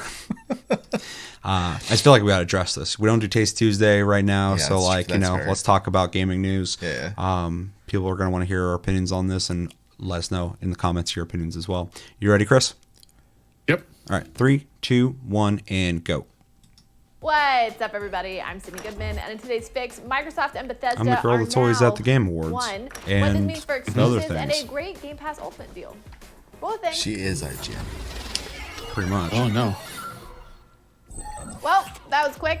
Just yesterday, we reported on both the SEC and European Commission giving the Microsoft and ZeniMax deal a big thumbs up. And today, I come to you with news that that deal is officially complete. Bethesda is now a part of Xbox. Let's run through the announcement and what that means for not new exclusives. to buying shit. In a post on Xbox Wire, head of Xbox Phil Spencer welcomed We don't need to ZeniMax, make Bethesda development companies. Softworks, We just and buy all them. their You're doing good, we'll development buy studios you. to obtain id Software and machine games to the Xbox family. Spencer also added that there will be more news about how Xbox's teams will work coming later this year. Spencer reiterated that Microsoft would allow Bethesda to continue, quote, making games the way it always has. And it's worth pointing out that neither Xbox nor Bethesda mentioned Xbox Game Studios in their releases about the acquisition, which leads me to believe that Bethesda will work under a different umbrella than Microsoft's other first-party studios. Like an Activision To help Blizzard manage this new deal. acquisition, Xbox has seemingly set up a new company called Vault, which could be the brand for Bethesda games made under Xbox. Now that the $7.5 billion purchase is complete, here's a list of ZeniMax developers that are now under the Xbox umbrella. Alpha Dog Games, Arcane Studios, Bethesda Softworks, id Software, Machine Games, Roundhouse Studios, Tango Gameworks, and ZeniMax Online Studios. Spencer rounded out the announcement with a promise that more Bethesda games will be added to Xbox Game Pass this week. No word yet on This what week, those like right games now. will be exactly. Chris is And playing them speaking all. of games, Today. we finally got a glimpse of what Bethesda exclusivity will look like now that the deal is official. In that same Xbox Wire article, Spencer wrote, quote, with the addition of the Bethesda creative teams, gamers should know that Xbox consoles, PC, and Game Pass will be the best place to experience new Bethesda games, including some new titles in the future that will be exclusive to Xbox and PC players. Since the acquisition was first announced last year, there's been a lot of vague talk about what this means for Bethesda games on non-Xbox consoles. And this is the first time we're getting confirmation that in the future there will be some form of Xbox console exclusivity. I imagine that for existing titles like Elder Scrolls and Fallout, we'll see either timed or no exclusivity, and my money is on new IP being completely Xbox console exclusive. Me and her agree 100% on that. That's wild. IGN. That's what I've been saying too. There will reportedly be a Microsoft presentation this Thursday, March 11th, that will answer some burning questions. I'd imagine we'll get the specifics of what games are coming to Game Pass at the very least, and maybe even more clarity on the exclusivity situation. In the same article with the news of Microsoft's reported Thursday presentation, Xbox and Bethesda will apparently maintain separate E3 shows, which I think is a good move. Whether or not Bethesda actually has a lot of information to share in their E3 briefings is up for debate, but their shows are always a spectacle, and I appreciate the overall branding for E3. So it's good to know that they'll maintain their independence there. And based on everything that's been said about Bethesda maintaining its independence within the Microsoft umbrella, keeping their own E3 show and being able to have its own POV at a big convention like E3 feels like a step in the right direction. Yeah, it definitely sounds If like all this talk about Bethesda Bethesda thing for games sure. joining Game Pass, some of them as soon as this week, has you wanting to extend your Game Pass Ultimate subscription, I have great news. Let's run down how to get 4 months of Game Pass Ultimate. We'll stop there because it's just an advertisement at this point. Have an active subscription. Yep. All right. So what do we think about the acquisition? What do we think about what it means? And what do we think about the exclusivity, possibilities, and what they may do with that? And yeah, Bethesda and Tango Gameworks, ZeniMax, all that stuff is all owned by Xbox now. But then we've already kind of discussed as well. Like she said, they're not really saying, they're not talking about the same way they talk about the other companies that they own. So it kind of sounds like, and we all kind of agree on this, I think, Blizzard Activision. Yeah. Chris? You know, Bethesda's been kind of this weird spot lately, particularly for me. I'm not really enjoying much of their games that they've released, and hopefully this turns things around for them. I don't know much about the inner workings of the company itself, to be frank, but he's the inner workings of the company. And Todd like money. But I hope this does bring it back to what I know of old school Bethesda. I really used to like look forward to all their games and played all them. I really enjoyed them a lot. And they just kind of went in this weird downward spiral of games I no longer enjoyed playing. That being said, the exclusivity thing, I don't think they're gonna make it just Xbox exclusive. I think it's gonna be Xbox and Game Pass for almost everything. I can't imagine them excluding Game Pass from any of the new releases. It doesn't seem like it's been in the wheelhouse for what they've been doing recently with any of their games. I can't think of any games that are exclusively just Xbox. You know, they've always been included and on Game Pass. It's kind of like their overall motto of like this kind of like Game Pass is like the real like star of their gaming stuff, and the Xbox just kind of a console they get for you to kind of access to it. When they're talking about access to exclusivity, hardware. they are talking about Game Pass and Xbox. Yeah, there And- was something where they said exclusive games for Game Pass. They didn't even say Xbox. Yeah. So when they are talking about exclusivity, they're talking about PC and Xbox, Okay. which is exclusivity for them. But that could also mean the Exclusivity. games release on Steam as well. So but they didn't say anything about which that. they've So been doing. maybe it Yeah. won't come out on Steam. We don't know. Yeah. But Interesting. kind of like what you're saying, we've talked about a million times on the channel. Game Pass is Xbox. Yeah. The Xbox itself, the console, is a way to play Game Pass essentially, and the games you can buy them, of course. But Game Pass Sure. has obviously made a huge splash. So all their games, I think, from now on, 100% will be coming to Game Pass. Yeah, for sure. And this just increases the value that you're already getting through Game Pass. It's ridiculous how much games you have access to for like what $5.99 a month at the base For now. Like it's Yeah, for it's now. $15 for the Ultimate, which is it's less than Netflix. Isn't Netflix Yeah. like $17 now or some shit? I think I paid pretty close to 20, yeah. Yeah. It's insane. utterly ridiculous Yeah. how much I have already played that I would have never been able to play because I have Game Pass. Like it's just out of my mind how much value you're going to get. And now they're adding all the Bethesda games to it. It's ridiculous. I mean, today alone, as of recording, they added like all of the Doom games to it. Like it's ridiculous how much content you're getting. So I look forward to what they're going to add to it, what I can go back and play again. Hopefully, some of the older Bethesda games. I would love to play some of the older Fallout games. Absolutely love to play them. But who knows? Who knows what they're going to throw on there? Yeah. I look forward to what they're going to do now that they have access to Big Daddy Microsoft. Yeah. Yeah.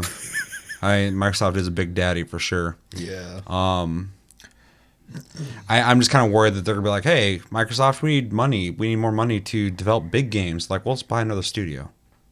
They'll make the part of the game you need. Oh, we want to put multiplayer in here too. We need more people. No, let's buy a whole new dev for that. Because I mean, they Microsoft's got just the money like, we to don't throw around. create from within. We just absorb. What of us? Resistance is What futile. of us? Yeah. I remember when they acquired ZeniMax, there's a bunch of people on Twitter going like, they're going to buy Sony. I'm like, they're not going to buy fucking Sony. Ooh, That that's a big check. That would be insane. Yeah. That's Sony's more than ridiculous. PlayStation.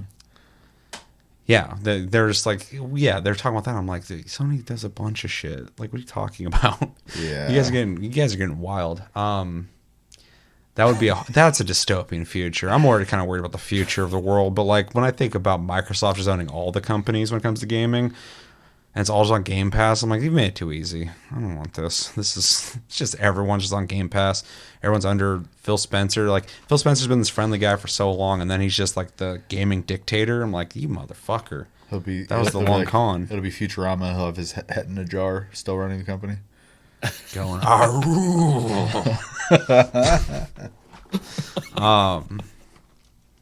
Yeah, thoughts? Honestly, not a whole lot. There's nothing surprising here to me. I guess just because, like, other than them confirming some exclusivity details, I mean, I already knew they were buying them. There was very little chance that they were going to get denied it. And Your credit card came back. It's not good. Yeah, pretty much. Got denied. Oh wait, I got another one in my Let pocket. this pass if you can get that little activate Windows thing off my screen. I'll use my debit card. I'll use the Microsoft debit card. Yeah. ZeniMax. It's also tough for me because I'm not a huge fan of most properties that they publish and create. So like I don't have any like personal attachment to it in any way. So I can only really discuss it in the way that, like you were kind of saying, is Microsoft just kind of buys a bunch of stuff.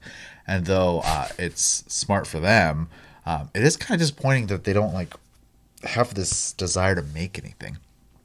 So they've made a couple developers, but yeah, not much. Yeah, and it bums me out because like some of the best like PlayStation games are Sony companies. So yeah, I would love to see the same.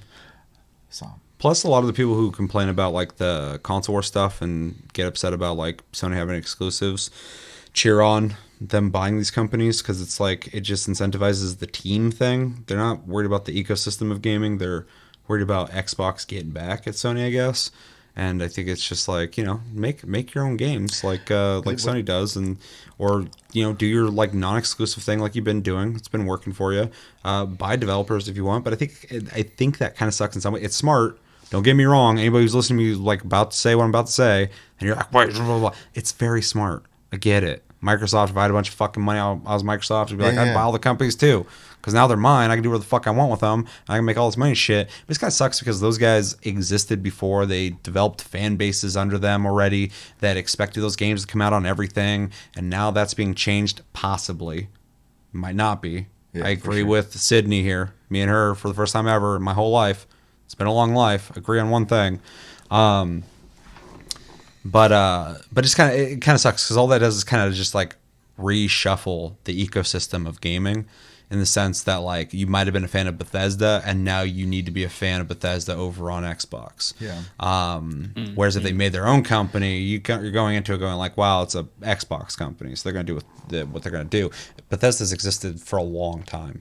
Their engine has existed since 1997. So like they've been around. Still using it. You're still using it. Hopefully not anymore. Hopefully Starfield and Elder Scrolls fucking 6 are on brand new engines. I don't even know what that last thing you said was. I don't That think didn't sound like Skyrim 2 at all. Yeah. Yeah, I don't know. I was just kind of going on a tangent. That's fine. I'm going to add to your tangent real quick, too. Go ahead. Why does Nintendo get a pass? They do the same shit. No one bitches at them. Well, because they're the fun-friendly family. Full of exclusives. Yeah. And they sold a shitload of Switches. And continue to do it. How many copies of Animal Crossing? Over 20 million? That's exclusive. Jeez, yeah. Anyways. So, but pretty much the complaint, I guess, and again, it's smart. I get it 100%. Sure. It's an interesting way to combat exclusivity of developers. And Sony did buy Insomniac, right? It was Insomniac they bought? Yes. Yeah. So they have now done it. They have, yes. Essentially. Sure. But before that, Sony's been well known for having their own in-house developers, and Nintendo makes Nintendo games. Yes, and those exclusives work and shit. And Xbox 100% cannot have exclusives. I know a lot of people like the idea of them not having exclusives or have them. I'm for that 100%. But just like snatching up ones that already kind of existed and making them exclusive, I think can be unfair for certain people. The caveat to that, it doesn't affect me. So I'm talking about the ecosystem. I'm talking about other people. This does not affect me if they make games exclusive, because I will buy an Xbox if I have to. I have no issue with that. I preach exclusives all the time. Make me buy an Xbox. I'll buy one. And I know it's not the case for everybody. I get that. But also, I have a PC. All their games are kind of sitting on the trifecta of like PC, Switch, PlayStation 5. Like we have them all. Yeah, They're exactly. all So like if they come out on PC, I'll play them there. So I'm not talking from my perspective. Whatever they do doesn't affect me. I'll play their games anyway. I'm going to play those Bethesda games where the fuck they're at. No big deal. But for a lot of people there who have, for whatever reason are on one console and they possibly can get denied the legacy company Bethesda because Microsoft bought them, that would suck. And I honestly don't think Xbox is going to want to do that. It sounds like they're being really careful about it anyway. That's why they keep talking vague. Yeah. People keep like saying these definite things. I'm like, dude, they're being vague about this. Yeah, well, because they're feeling last time Microsoft came out and said we're doing this thing, it got thrown back in their face. In like 1 minute, everybody's like, no. And they're like, okay, we're sorry. We're sorry. We're reversing it. And on top of that, you can play fucking free-to-play games without Xbox Live now. I'm sorry. Here's a piece of candy. You guys always wanted that. Now we're giving it to you. Just don't complain again. We're the good guys. Xbox good guys. We give you all the games for like $2. You guys love us. We want you to love us. I promise we'll never do this again. So I can't imagine them going it's good like, marketing. it's good marketing. You can't deny that it's really good marketing to be really appealing to your audience. Sure, Like being able to have access to everything, even though you bought this company, being able to brand out to reaching through every console. That's just good business. Yeah, You able for to sell your sure. shit on everybody. Yeah. And even though I'm kind of like making a joke towards them, like when I saw them reverse that, I'm like, good for them. I'm glad that they listened. Yeah. It was real quick. It was a real fast response. It's like they released it and like wondered what they're going to say. And as soon as they did, they're like, okay. And if it was Sony would be like, we'll look into it. And then never talk about it again. Ever. And then 3 years later, they'd be like, here it is, but half broken. Yeah. That's what you deserve. Buy our amazing exclusives. We can make fun of both. Yeah, exactly. I just like video games. I don't care about the team stuff. But yeah, it will be very interesting to see what they do with ZeniMax games in general when it comes to exclusivity. Now, my theory that makes sense to me, given Phil Spencer being the chill, cool dude that might be a secret dictator, and Xbox's philosophy on play these games anywhere. We just want you in our ecosystem, and trying to fucking like a virus get Game Pass into everything. They're very sneaky. They're playing the long con. And also making sure games are super accessible for people by making you pay $5 to $15 for games. There's nothing in all of that tells me that Microsoft is going to lock games away from other people. And if they do, I think it's only going to be new IPs. Yeah. This is my theory. I could be 100% wrong, and it's fine because it doesn't affect me. But I feel like Elder Scrolls will come out on everything. It might be a timed exclusive, but I think it's going to come out on everything because that's the responsible thing to do. If I was them, I'd be like, no, fuck you, buy an Xbox for this. But that's not their philosophy. That's not how they've been. So it'd be very out of character for them to do that. Phil Spencer's too stoned to talk like that. And the guy from Respawn, they both probably just get real high all the time and just go like, video games are fun, huh? I'm like, play, yeah, man. Just play them, man. They're really fun. And so I think Elder Scrolls will either come out on everything at once or timed exclusive on Xbox and Game Pass. Starfield, there's no fan base for that because it's a new IP. There's a fan base for Bethesda, but Starfield doesn't exist prior to Starfield. So once that comes out, they can go Starfield. They can even say so. They can even fluff it up and be like, Starfield plays the best on Xbox Series X. Anyways. Yeah, of course they are. But they can really try and fluff up and be like, it only plays on Xbox Series X. This is the best place to play it, and that's why it's only coming out on this in Game Pass. And that would make sense. That would make sense for them to do that. And I feel like it's more responsible in that sense because there's no prior commitment to any fan base. Yeah. But like Fallout and Elder Scrolls, it makes complete sense for me, or to me, to release those at the same time or time exclusive at the very least. Like Tomb Raider, a fucking year time exclusive, which I think is horseshit. But yeah, that was a bad one. But they've done it. I can see that happening. But their new IPs, I don't see them having to do that at all. And they don't have to do anything. They can lock them all. They can release them all to everything. I think that'd be best for everybody. But I defend Sony's exclusives, so I will defend Xbox's ability to make exclusives as well. I just think there's a balance, and that vague wordplay they're doing when they're talking about this tells me that they're still thinking about it. They're still strategizing about it. Otherwise, I think they would come out and say, Bethesda games play best on Xbox. They're going to stay on Xbox. And I'll go, okay, we got a definitive answer there. But when they say some games, they're putting their feelers out there for sure. Yeah, 100%. And they could change too. It's Xbox. They go, they're all only on Xbox, and people are going to go, we hate you, blah blah blah blah. Like, okay. We're joking. It's coming on everything. That was April Fool's. You can have Skyrim in space. Now be good, kids. People are going to be like, April Fool's in December. Yeah. It's early April Fool's. So yeah, that's where I'm thinking it's going to be. I think some of the games, I think the ones that already have the fan bases will not be fully exclusive. I think that'd be the best route to go. And there's still a way to make that exclusive by doing the time exclusive thing, even though I don't like those. Either make it exclusive or don't. I hate that time exclusive shit. Or lock them all in, but I don't think they're going to do that because they haven't done anything like that prior. So it'd be way out of left field for them to do something like that. So we'll see. I would bet on that, something similar to that happening. Honestly, I feel pretty confident saying that. But again, I could be completely wrong, and I'm okay with that because again, it doesn't affect me. You can have Fallout 76.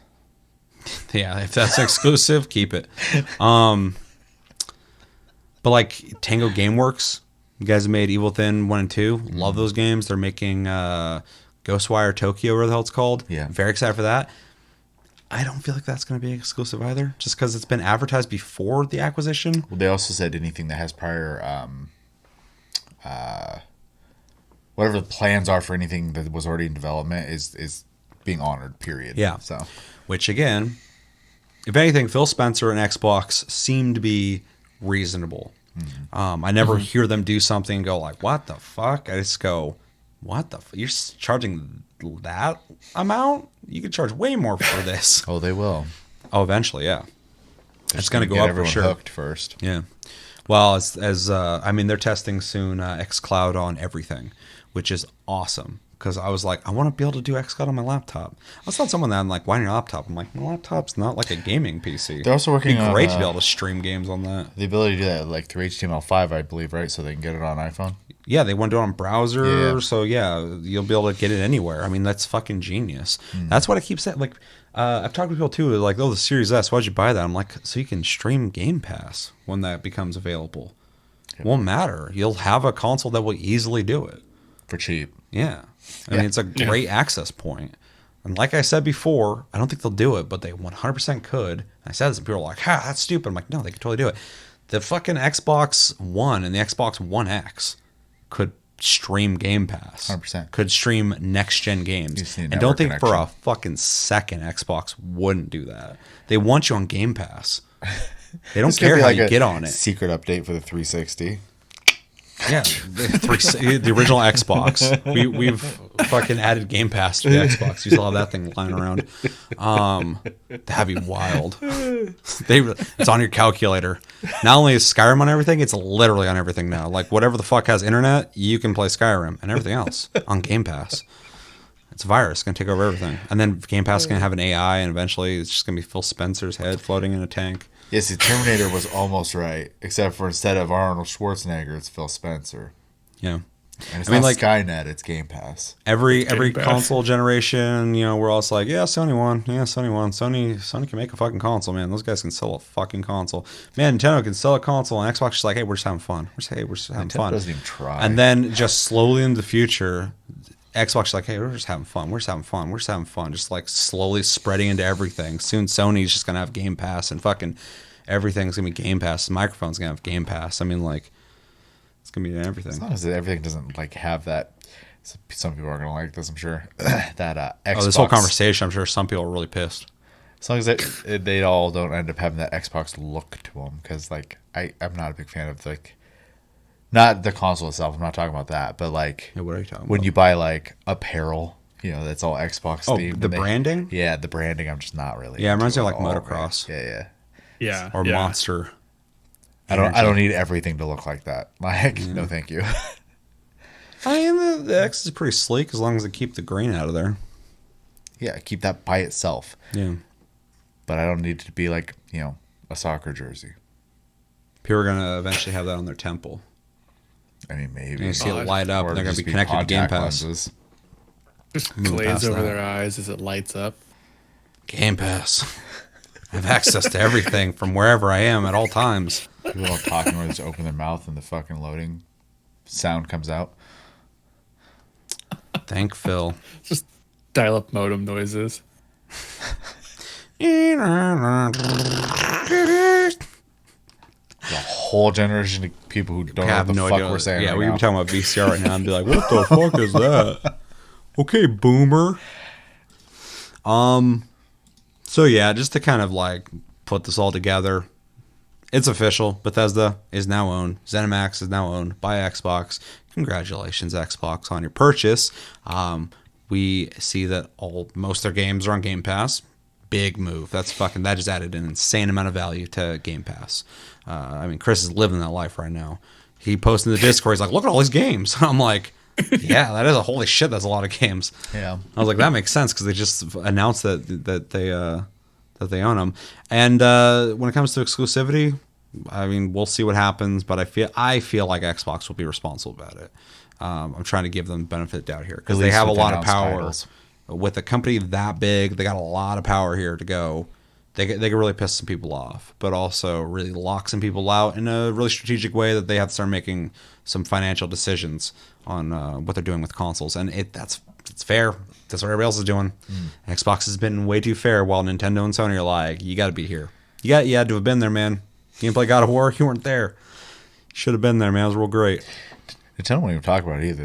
They just have their directs, and the guy's just up there smiling. Like, why wouldn't you be smiling? How much money did you just make by showing up? Though Sony is starting to, or PlayStation started to put games out on PC, putting their little feelers out there for that. Didn't they just do the one? They're talking about other ones. No.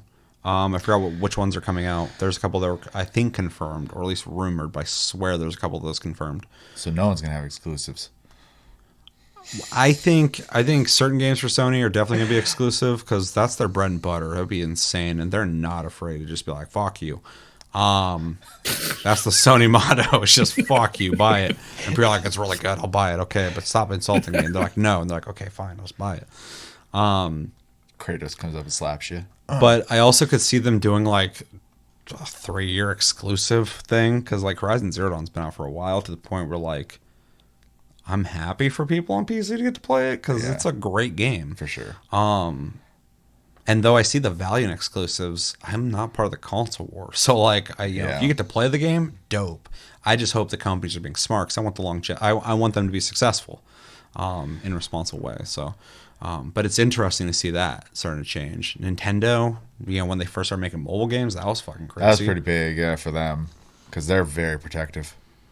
Too protective, dude. They fuck people over all the time. They're like, oh, this gameplay. Can't have that. Or you're having these tournaments, these private tournaments for Smash Bros. No, shut it down. Like Nintendo's real. Yeah. Like up front, they're like, hey, it's all fun and games, happy family. And in the back, they're like fucking kicking doors down. Only within our rules. Yeah. Yeah. Mario's kicking doors down and fucking whoo, and just fucking shutting down your tournaments and shit. Oh, you want to put that on the internet? We're going to take like 60% of the revenue. And destroy your life. That's Nintendo's motto. Sony's is fuck you. Thought that was bad. Nintendo's is we're going to destroy you. With kindness. It's going to be real fun. It's going to be the funnest. It's going to be family friendly destruction. It's a me. It's the last thing I'll hear before he does a somersault behind you and takes you out. Ground pounds you. Sounds like Mario. Yeah, overall, really interesting. Really, really curious to see where this goes. You guys have anything else you guys want to say on this acquisition? For you, you Game Pass peeps and Bethesda fans, you have a lot of games to play now. Any hope for Starfield or Elder Scrolls? Me? No. Kris? No. I want it to be like Outriders. I want to go... I'm not excited because I'm not excited for anything Bethesda makes right now. Yeah. But I'm malleable. Fucking prove me wrong, and I will get excited because I used to love Bethesda, just like I used to love Konami. Now I'm like, fuck you. Same thing with them. I'm like, yeah, whatever. Prove to me that you're worth a damn. And I think they could, and I hope they do. I hope Starfield is revealed, and it blows my mind, and I go, okay, we're back. I definitely don't feel any aggression. I was just kind of bummed out. Oh, dude, I feel aggression because I'm just annoyed. I'm like, dude, you guys used to be so great, and now like you just have turned into like this milking company. And Todd Howard, I used to like respect, and now I'm like, he's kind of a fucking dirtbag. But he's not gonna watch this. But he can turn around. He could wash up and be just a bag, clean bag. Elder Scrolls, dude, I would love to be excited for an Elder Scrolls again. Morrowind's like one of my fucking favorite games. One of my favorite Elder Scrolls game. It is my favorite Elder Scrolls game, but it's like one of my favorite. Like when I have like nostalgia of a game I just could not let go. It's a couple games, but it's that game for sure. Morrowind is like a revelation in my life when I first played it. I was like, holy fuck, this is amazing, and so it holds a real fucking special place for me. Yeah, yeah, they kind of deteriorated. So I hope they reveal Elder Scrolls 6 and it's just like insane. Like that would be so exciting for me. I would just go, okay, fine, fuck it. I'm gonna forget about Skyrim. I'm gonna forget about Oblivion. They were fine. Finally, we're back. Fallout, I can go either way. Fallout 76 is not part of that equation, but the rest of the Fallouts, they're fine. 3 was great. I'll I applaud 3 a lot. if you can climb ladders. I feel like it's coming. I feel like they finally. I think they've learned their lessons. Never. No, it's just the fucking loading screen every time. There's gonna be a ladder, but then the animation's gonna be a staircase because it's gonna be an invisible staircase. You're just gonna walk up the ladder. How about you click on the ladder and you get an FMV of someone climbing a ladder? So it's a CGI video Yeah. each time. It's just a white background, so they don't have to make multiple videos, and he just goes It's like up the the Resident ladder. Evil door. Yeah, thing. Yeah. just. Yeah, why not? Anyway, anything else? No. All right, we said a lot. I just want to throw out there. This is a touchy subject whenever we start talking about the developers and the people, Xbox and Sony and all of them. And I get there's a lot of people who like have their flags planted and shit. So let us know in the comments in a a normal way. Don't get crazy. What do you think about this acquisition? What do you think about the future of those games under Xbox and the possible exclusivity? What would you like to see from that? What do you think will happen? Might be different for me. I feel like this is what I would do. This is what I want them to do. This is what they probably will do. I'm all over the place on this topic. Yeah, let's try to keep this away from some kind of console war discussion because it's not the point. And yeah. Nor do I'm not gonna speak for you guys, but nor do I care about. Like, if you want to start having console war discussion, I'm not interested. Well, luckily, this community, we don't really have those conversations. So completely uninterested. So yeah, I like video games. That's my stance. That's the flag I've planted. So let me know everything you're thinking about in the comments below. It's that time where we reflect on episodes and we read your comments. If you'd like your comment to be considered, type in hashtag STLG on your comment and I will pick it. Otherwise, I pick at random. And we have one episode to read comments on. So it's going to be real quick and simple. And yeah. So we did another taste cast like a week ago. Last time, no, that was me and you. Chris wasn't there. We reacted. Chris hated us that week. Chris. There's like 3 episodes. We're like, hey, Chris. He's like, fuck you. We're like, why are you talking like Sony? And he's like, I am Sony. Sony, man. And we just didn't hear from him for a week. Sony. Now this week he's like, I'm Xbox. And it's all fun. It's all games. I'm just gonna buy a couple companies. I'm just splurging money right now. It's no big deal. I'm chill. So anyway, we reacted to the Elden Ring leaks.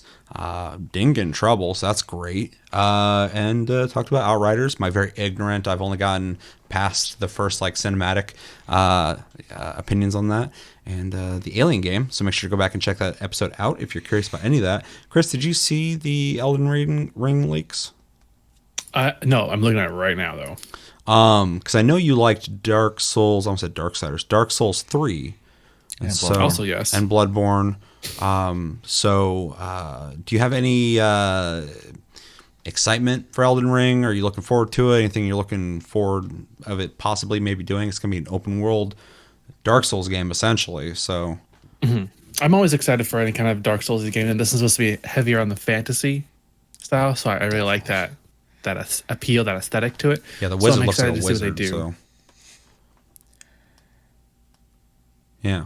I thought you had more to say, so I was like just waiting. I was like, okay, we're just hanging out now. I just want to see more on it because I really enjoy the Dark Souls style games, and fantasy, heavy fantasy, really appeals to me. So now I don't want to talk about this too much because people need to go back and watch the episode. But if they want to hear about it, what we thought on it. But one thing I thought would be really cool when thinking about a Dark Souls game in an open world is the idea of multiplayer. They haven't said anything about that. They've almost said nothing about this game. But I was thinking about that. I was like, man, that'd be so sick to have just straight up no bullshit multiplayer in a Dark Souls style game in an open world and explore that world. Because From Software's fucking level design is second to no one. So it'd be so cool to explore that with people, especially with those heavier fantasy I influences in it. So I don't know, it'd be fucking sick. Yeah. So let's get to the comments. First one we got is from Simon Borderline Dumpster Fire Randall, which says, "Dude, I know Chevy's always hitting me with facts and logic. I should get into the habit of taking notes when he chimes in on my comments. I kind of get caught up in these labyrinths of thought, and I start overthinking, and I start sweating and stressing on stuff, and then Chevy just blows all my doubts away with a few words of wisdom. I remember him telling me I'm allowed to be a gamer girl, even if I don't like Ratchet and Clank, and that I be a winner if I just be me. Kind of changed my outlook on things. You can apply a lot of what he says to in real life stuff as well." Sure, you got any wisdom? I don't have any wisdom, but I definitely am a fan of short and sweet instead of overcomplicated. So I'm glad that I'm able to even a little bit enlighten you. I'm being a gamer girl for not liking Ratchet and Clank. Yeah. Kris, got any opinions on Chevy's wisdom and gamer girls and other things? I was making a comparison the other day to people in the Free Company and Dragon Ball Z character. I'm not going into too many deep details about it, but I equated to Chevy being the Piccolo of the group, just kind of man of few words and just quick to solve problems. Type of dude who will abuse another man's kid by throwing him in front of T-Rexes and into rivers and stuff. He really fucked that kid up. He did. He did learn for sure. I don't even like kids. That's why I throw him in front of T-Rexes. You're like, I don't want this. Why are you giving me this? I don't want that. You can take your Gohan back. All right. So he appreciates that, and we appreciate you for your comment. Next one we got is Nick Raintree, which says, "Been getting back into Division 2, Seth. The New York expansion is good. For your information, though, whatever character you go to New York with, you can't come back to DC until the New York campaign is completed. They're rerunning seasons 1 through 4 from last year as well. I missed all those as I wasn't playing Division in 2020, so excited to reap the rewards."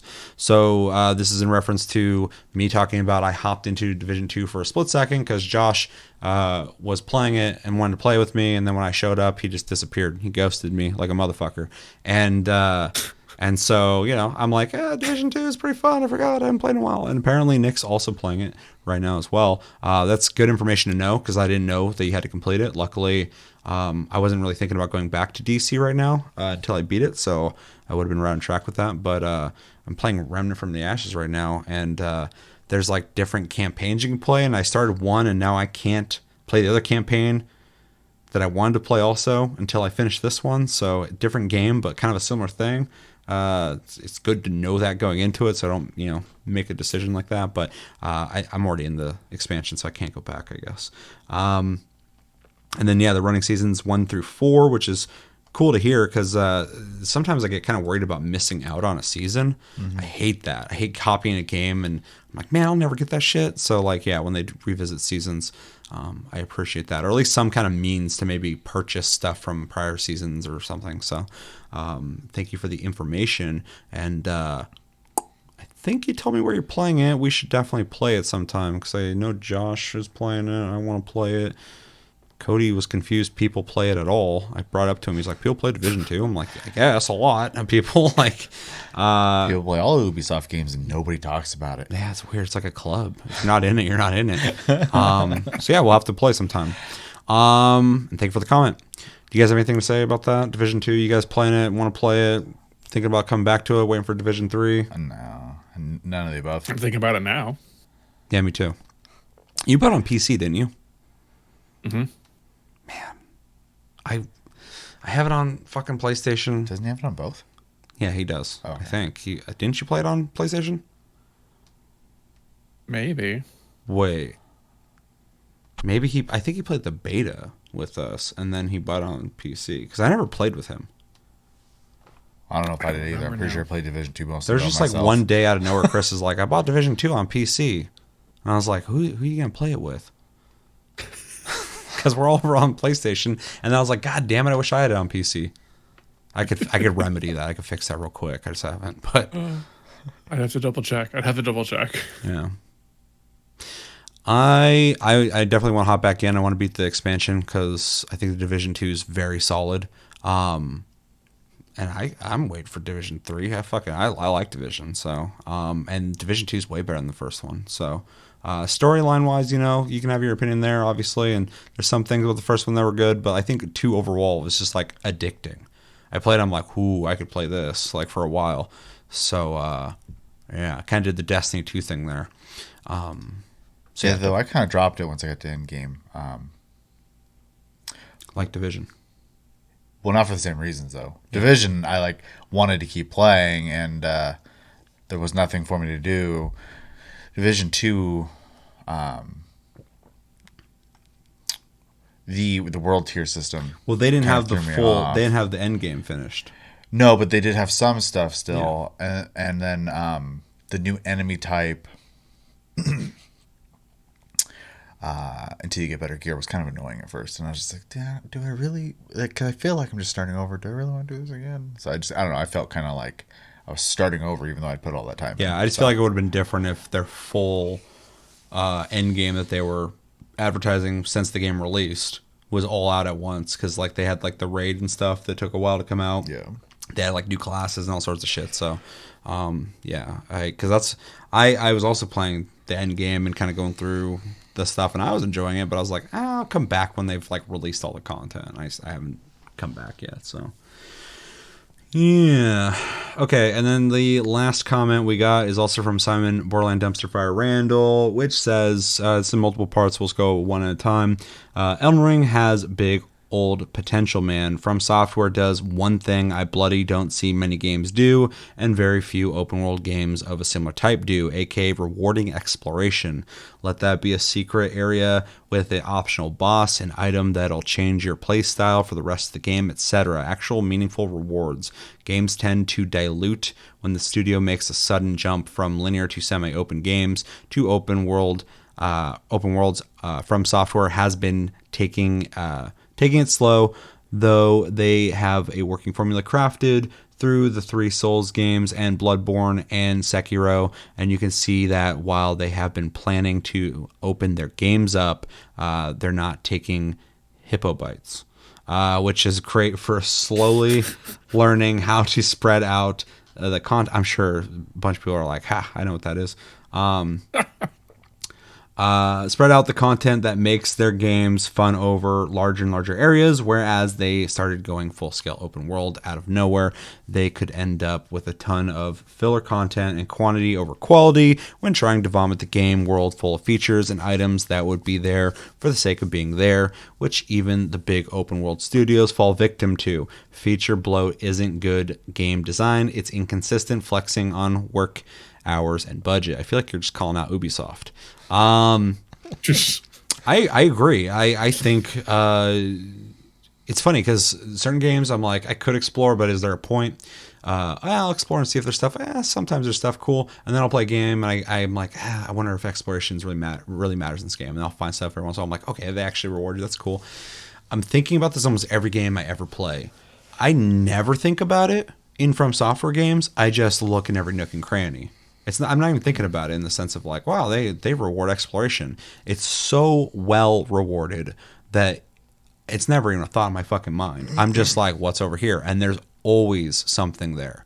It always leads to something. There's always something in every direction. If they allow, it's all so designed that if they allow you to go there, there's a reason. To the point where you can look at a cliffside, and if I play any From Software game, I'm like, is there something down the cliff? Or are there people leaving notes going yeah, jump, find out. I don't know if it's real or not, because sometimes there is shit down there, and sometimes people are assholes, and they're like, yeah, do it. Just jump off. Yeah, note system's real tricky. Yeah, and so From Software is so exact and precise on their design when it comes to everything, really. I think that's one of the reasons why people really love their games in general, is everything's so exactly how they wanted it. Nothing feels like... I'm going to bring up Remnant from the Ashes real quick. It's procedurally generated, the maps, and you can kind of feel that. It's neat because it's random every time you reload your campaign, but the world feels less designed. It feels like they, like early Warframe, where it's just like this room again, and that's fine. I like the gameplay. From Software is the exact opposite of that. Everything is just handcrafted. you're not going here for no reason ever. There's like everything is planned, and yeah. So when it comes to exploration being rewarded, there are no accidents.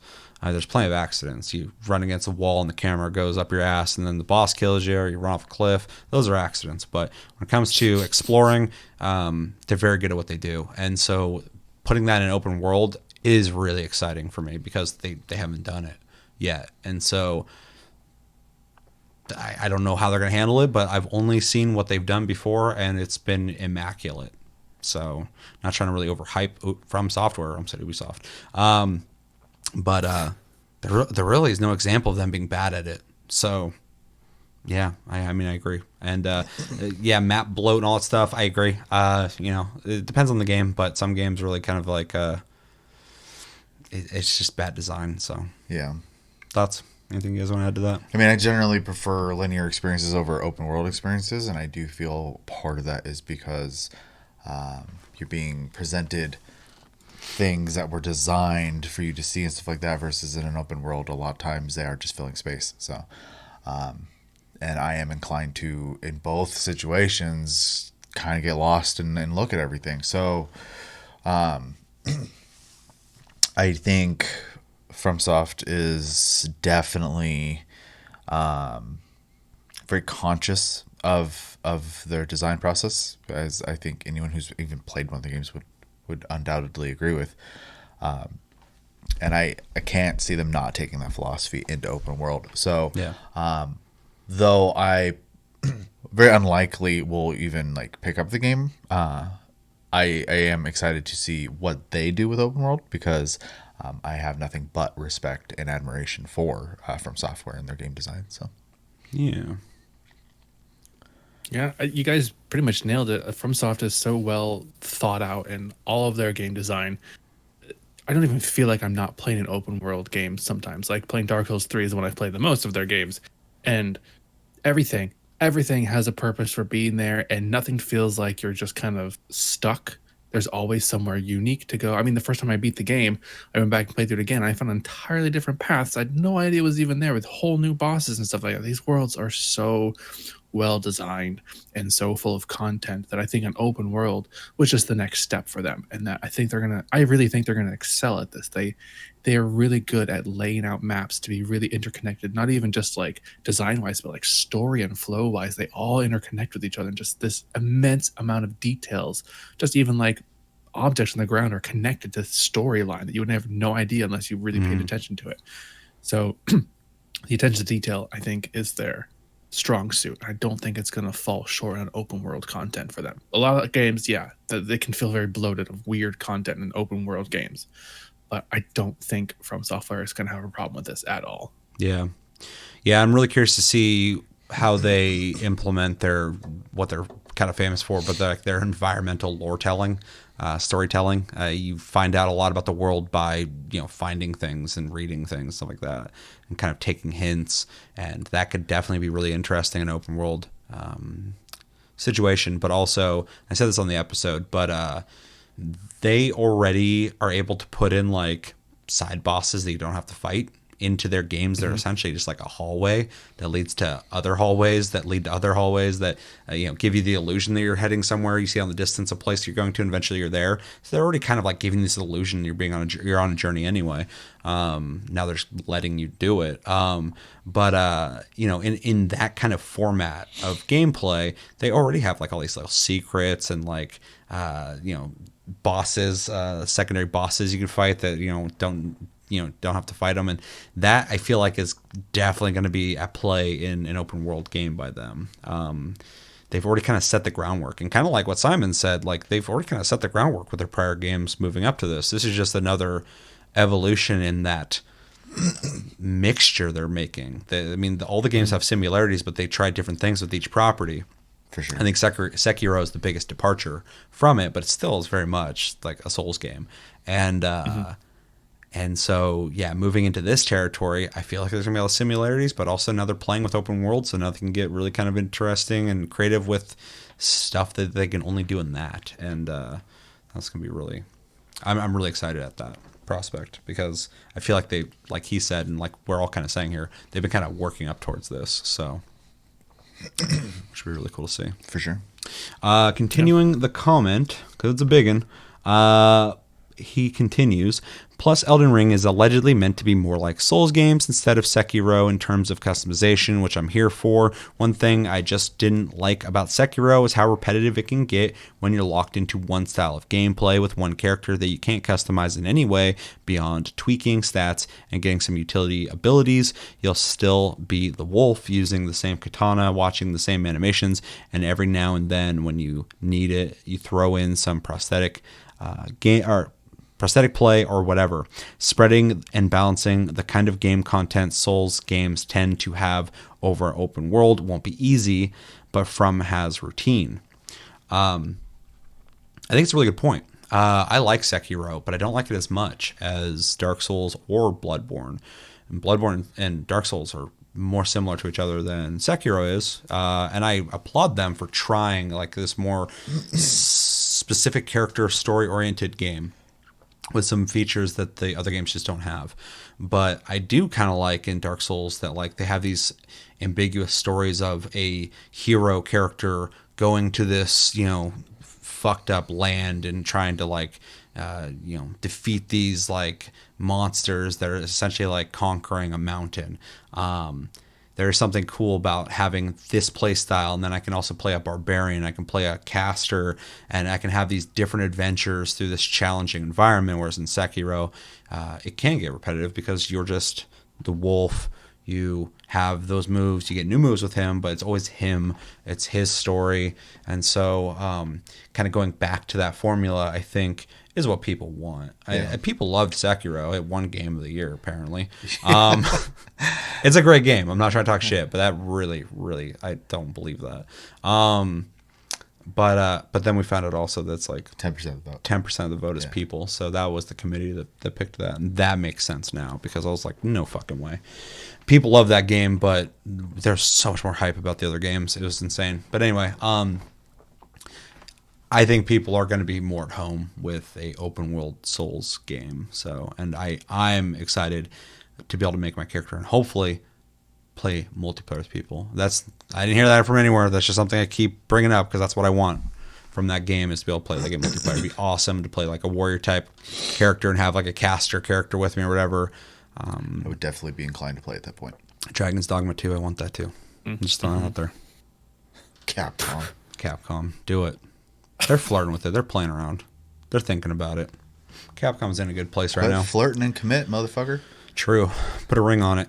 You guys got thoughts on Sekiro and them kind of revisiting the formulas people are more at home with? I couldn't contribute to that part at all. So, any thoughts, Kris? I really like the Dark Souls and Bloodborne formula of character creation. It just lends. I mean, like you said, it's nice that the Sekiro they went something different. They try to make a character story, you know, a game based on a specific character in their story. But for me, FromSoft games are at their core those games you make your own character and you customize them to your play style. It gives so much more replayability to the games. Whereas like Sekiro, I've never played Sekiro, but from what I understand, it's just like they said, you're the same guy, you have the same set of moves, it's the same weapon. It's just you're just speedrunning at that point, trying to get better at progressing the same content faster and faster and faster and faster. Whereas like I replay Dark Souls so much because I can make new characters every time. It feels fresh every time because it's a new style of how I can play it, and challenges are different depending on what my builds are. So I really hope that they have that style of character development. Yeah, and definitely seems like they are. So really excited for that. I also, way off topic, I just saw that I'm wearing a PlayStation shirt and I critiqued Xbox for like 30 minutes. So I'm fucked. Oh, yeah. People are going to get pissed. The whole time they were watching and they're like, this motherfucker, this PlayStation. Just seen red. This Sony pony's fucking talking about Xbox like he knows Xbox. Well, while we're talking about Sony and Souls games, Sony, where's the fucking blank check for Bloodborne 2? You have any idea how many people would buy, well, if they can get their hands on one, PS5s for that? So... True. Wait, what Chevy's saying is Sony should buy From Software. I'm not saying that. Do it, I dare you. But I think it'd be a good I fit. do think they need to pay for Bloodborne 2. Bloodborne 2 is gonna be an event. I love Bloodborne. Apparently everybody does. A lot of people like that. Anytime it gets mentioned online, I just see. Before Sekiro came out, they released a picture of like a bloody chain, and people are like, "Bloodborne 2." I'm like, it's just it's a chain. Like, They want it, dude. Bloodborne.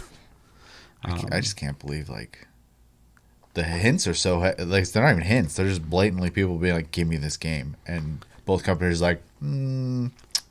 People 24/7, 360 days of the year are just screaming fucking Bloodborne. I believe it.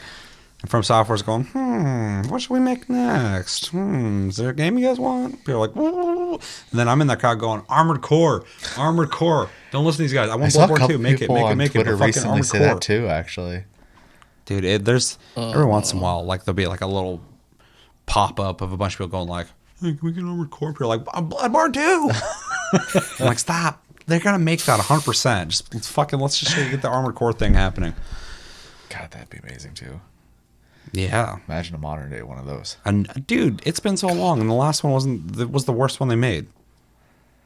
That's like all of them are great, and then the last one they made was like okay, and then we still haven't gotten one. It's like what the fuck, dude? Well, especially with everything they've learned since then too, like in game design. Man, Well, there's all these people too going like it should be like fucking Dark Souls. I'm like no. oh no, No, Armored Core is dude. They already had a game that nobody's made, and it was fantastic. Anyone who plays those games loved those games. Make Armored Core. Don't make it into a Dark Souls game. Just make Armored Core. I want to be able to customize my fucking mech, fight other mechs, do random missions that I get to pick, have a story play out. I want a fucking machine gun and a sword, and I want to bounce around. Have a 100 level arena mode where you try to fight your way through the ranks. Yeah, that would be amazing. Where's the mech games at? Armored Core Muso. Yeah, There's that one that was on Switch and is on PC now. Damon Machina? yeah. I can't remember the name of it. Anyway, Gundam Damon X Warriors. Machina. yeah. Yeah, and that game was okay, but it felt a little hollow. But you could definitely tell people who had worked on Armored Core Made it. made that. Yeah. I get worried that From Software is doing the epic thing when it comes to like Fortnite. Let's axe all of our projects that aren't making this kind of money. Yeah. And just going like, look, people really love Dark Souls and Bloodborne. We need to play around in these parameters and these parameters alone. Fuck Armored Core, and that would be devastating to me. But Except I for feel they like could that's what's going on. literally just go like From Soft is making a game and people are gonna be like, okay. Yeah, At this point, so. They can make some kind of like fucking. They can make Barbie Horse Adventure? Yeah, they can make a puzzle game. People are like, yes, finally, from the makers of Dark Souls, a puzzle game. It's so unforgiving. Unforgiving. But there's one piece missing. If you fuck this puzzle up once, you got to restart the whole bitch. Puzzles backwards. You got to put the right piece in the right spot. If you put one piece wrong, the whole thing just scatters. Yeah, when it scatters, it fucking. As soon as you're about to do that, just crazy orchestral music starts up, and it just goes boom in slow mo, and all the pieces go flying, and it's just like you lost. I'll say it just slowly. And then tells you just get a that new failed puzzle there. every time. Every time it fails, you get a new puzzle. People would play that. I would play that. I don't like puzzle games. Just a super intense, like fucking. My heart rate just goes up fucking as soon as this phase starts and the puzzle. Funny, it's just this real chill game, but it just has crazy music. It's just Puyo Souls. That was hard to say. It's just chill like that, and then when it gets crazy, the music kicks up, and it's just like fucking really intense, and you're like, I'm gonna die. All right. Harvest Moon, Blood Souls. Yeah. Slow living with crazy music. I think we've added a bit to the response to your comment. Yes. So thank you for the comment, Simon. Thank you for the comment, Nick. Thank you, both of you, for commenting this week. Thanks, guys. And yeah, so if you guys want your comments read, hashtag AskTLG on the comment. Otherwise, I'll pick a random. And that, I think, is going to do it for this episode of Tastecast, episode 137. As always, thank you for watching. Make sure to like and subscribe if you enjoy this episode. Make sure to check out our other episodes. Check us out on social media and our streams. Links down below. Check out our Discord link down below. You can talk to us anytime, all the time. We're on iTunes, Spotify, and other podcast platforms if you prefer to listen to us. If we have a Patreon, if you'd like to support the channel, further than liking, commenting, sharing this video, and subscribing if you're brand new. And yeah, my name's Seth. I'm Chevy. And I'm Kris. Until next episode, we are out of focus. Hopefully, go back and focus by the next episode. A couple times this episode. Yeah, I think it's because I got the camera aiming towards you, and it always doesn't like your face because you got a lot of gear on your face. I got lots of stuff happening. But now here. I also have gear on my face, and I have a beard, so I think the camera's just like, I think humans are in front of me. Could be. What am I looking at? These are either bushes with eyes, or they're fucking humans that don't look like humans. I'm trying, I promise. Yeah, until the next episode, have a good one, guys, and take it easy.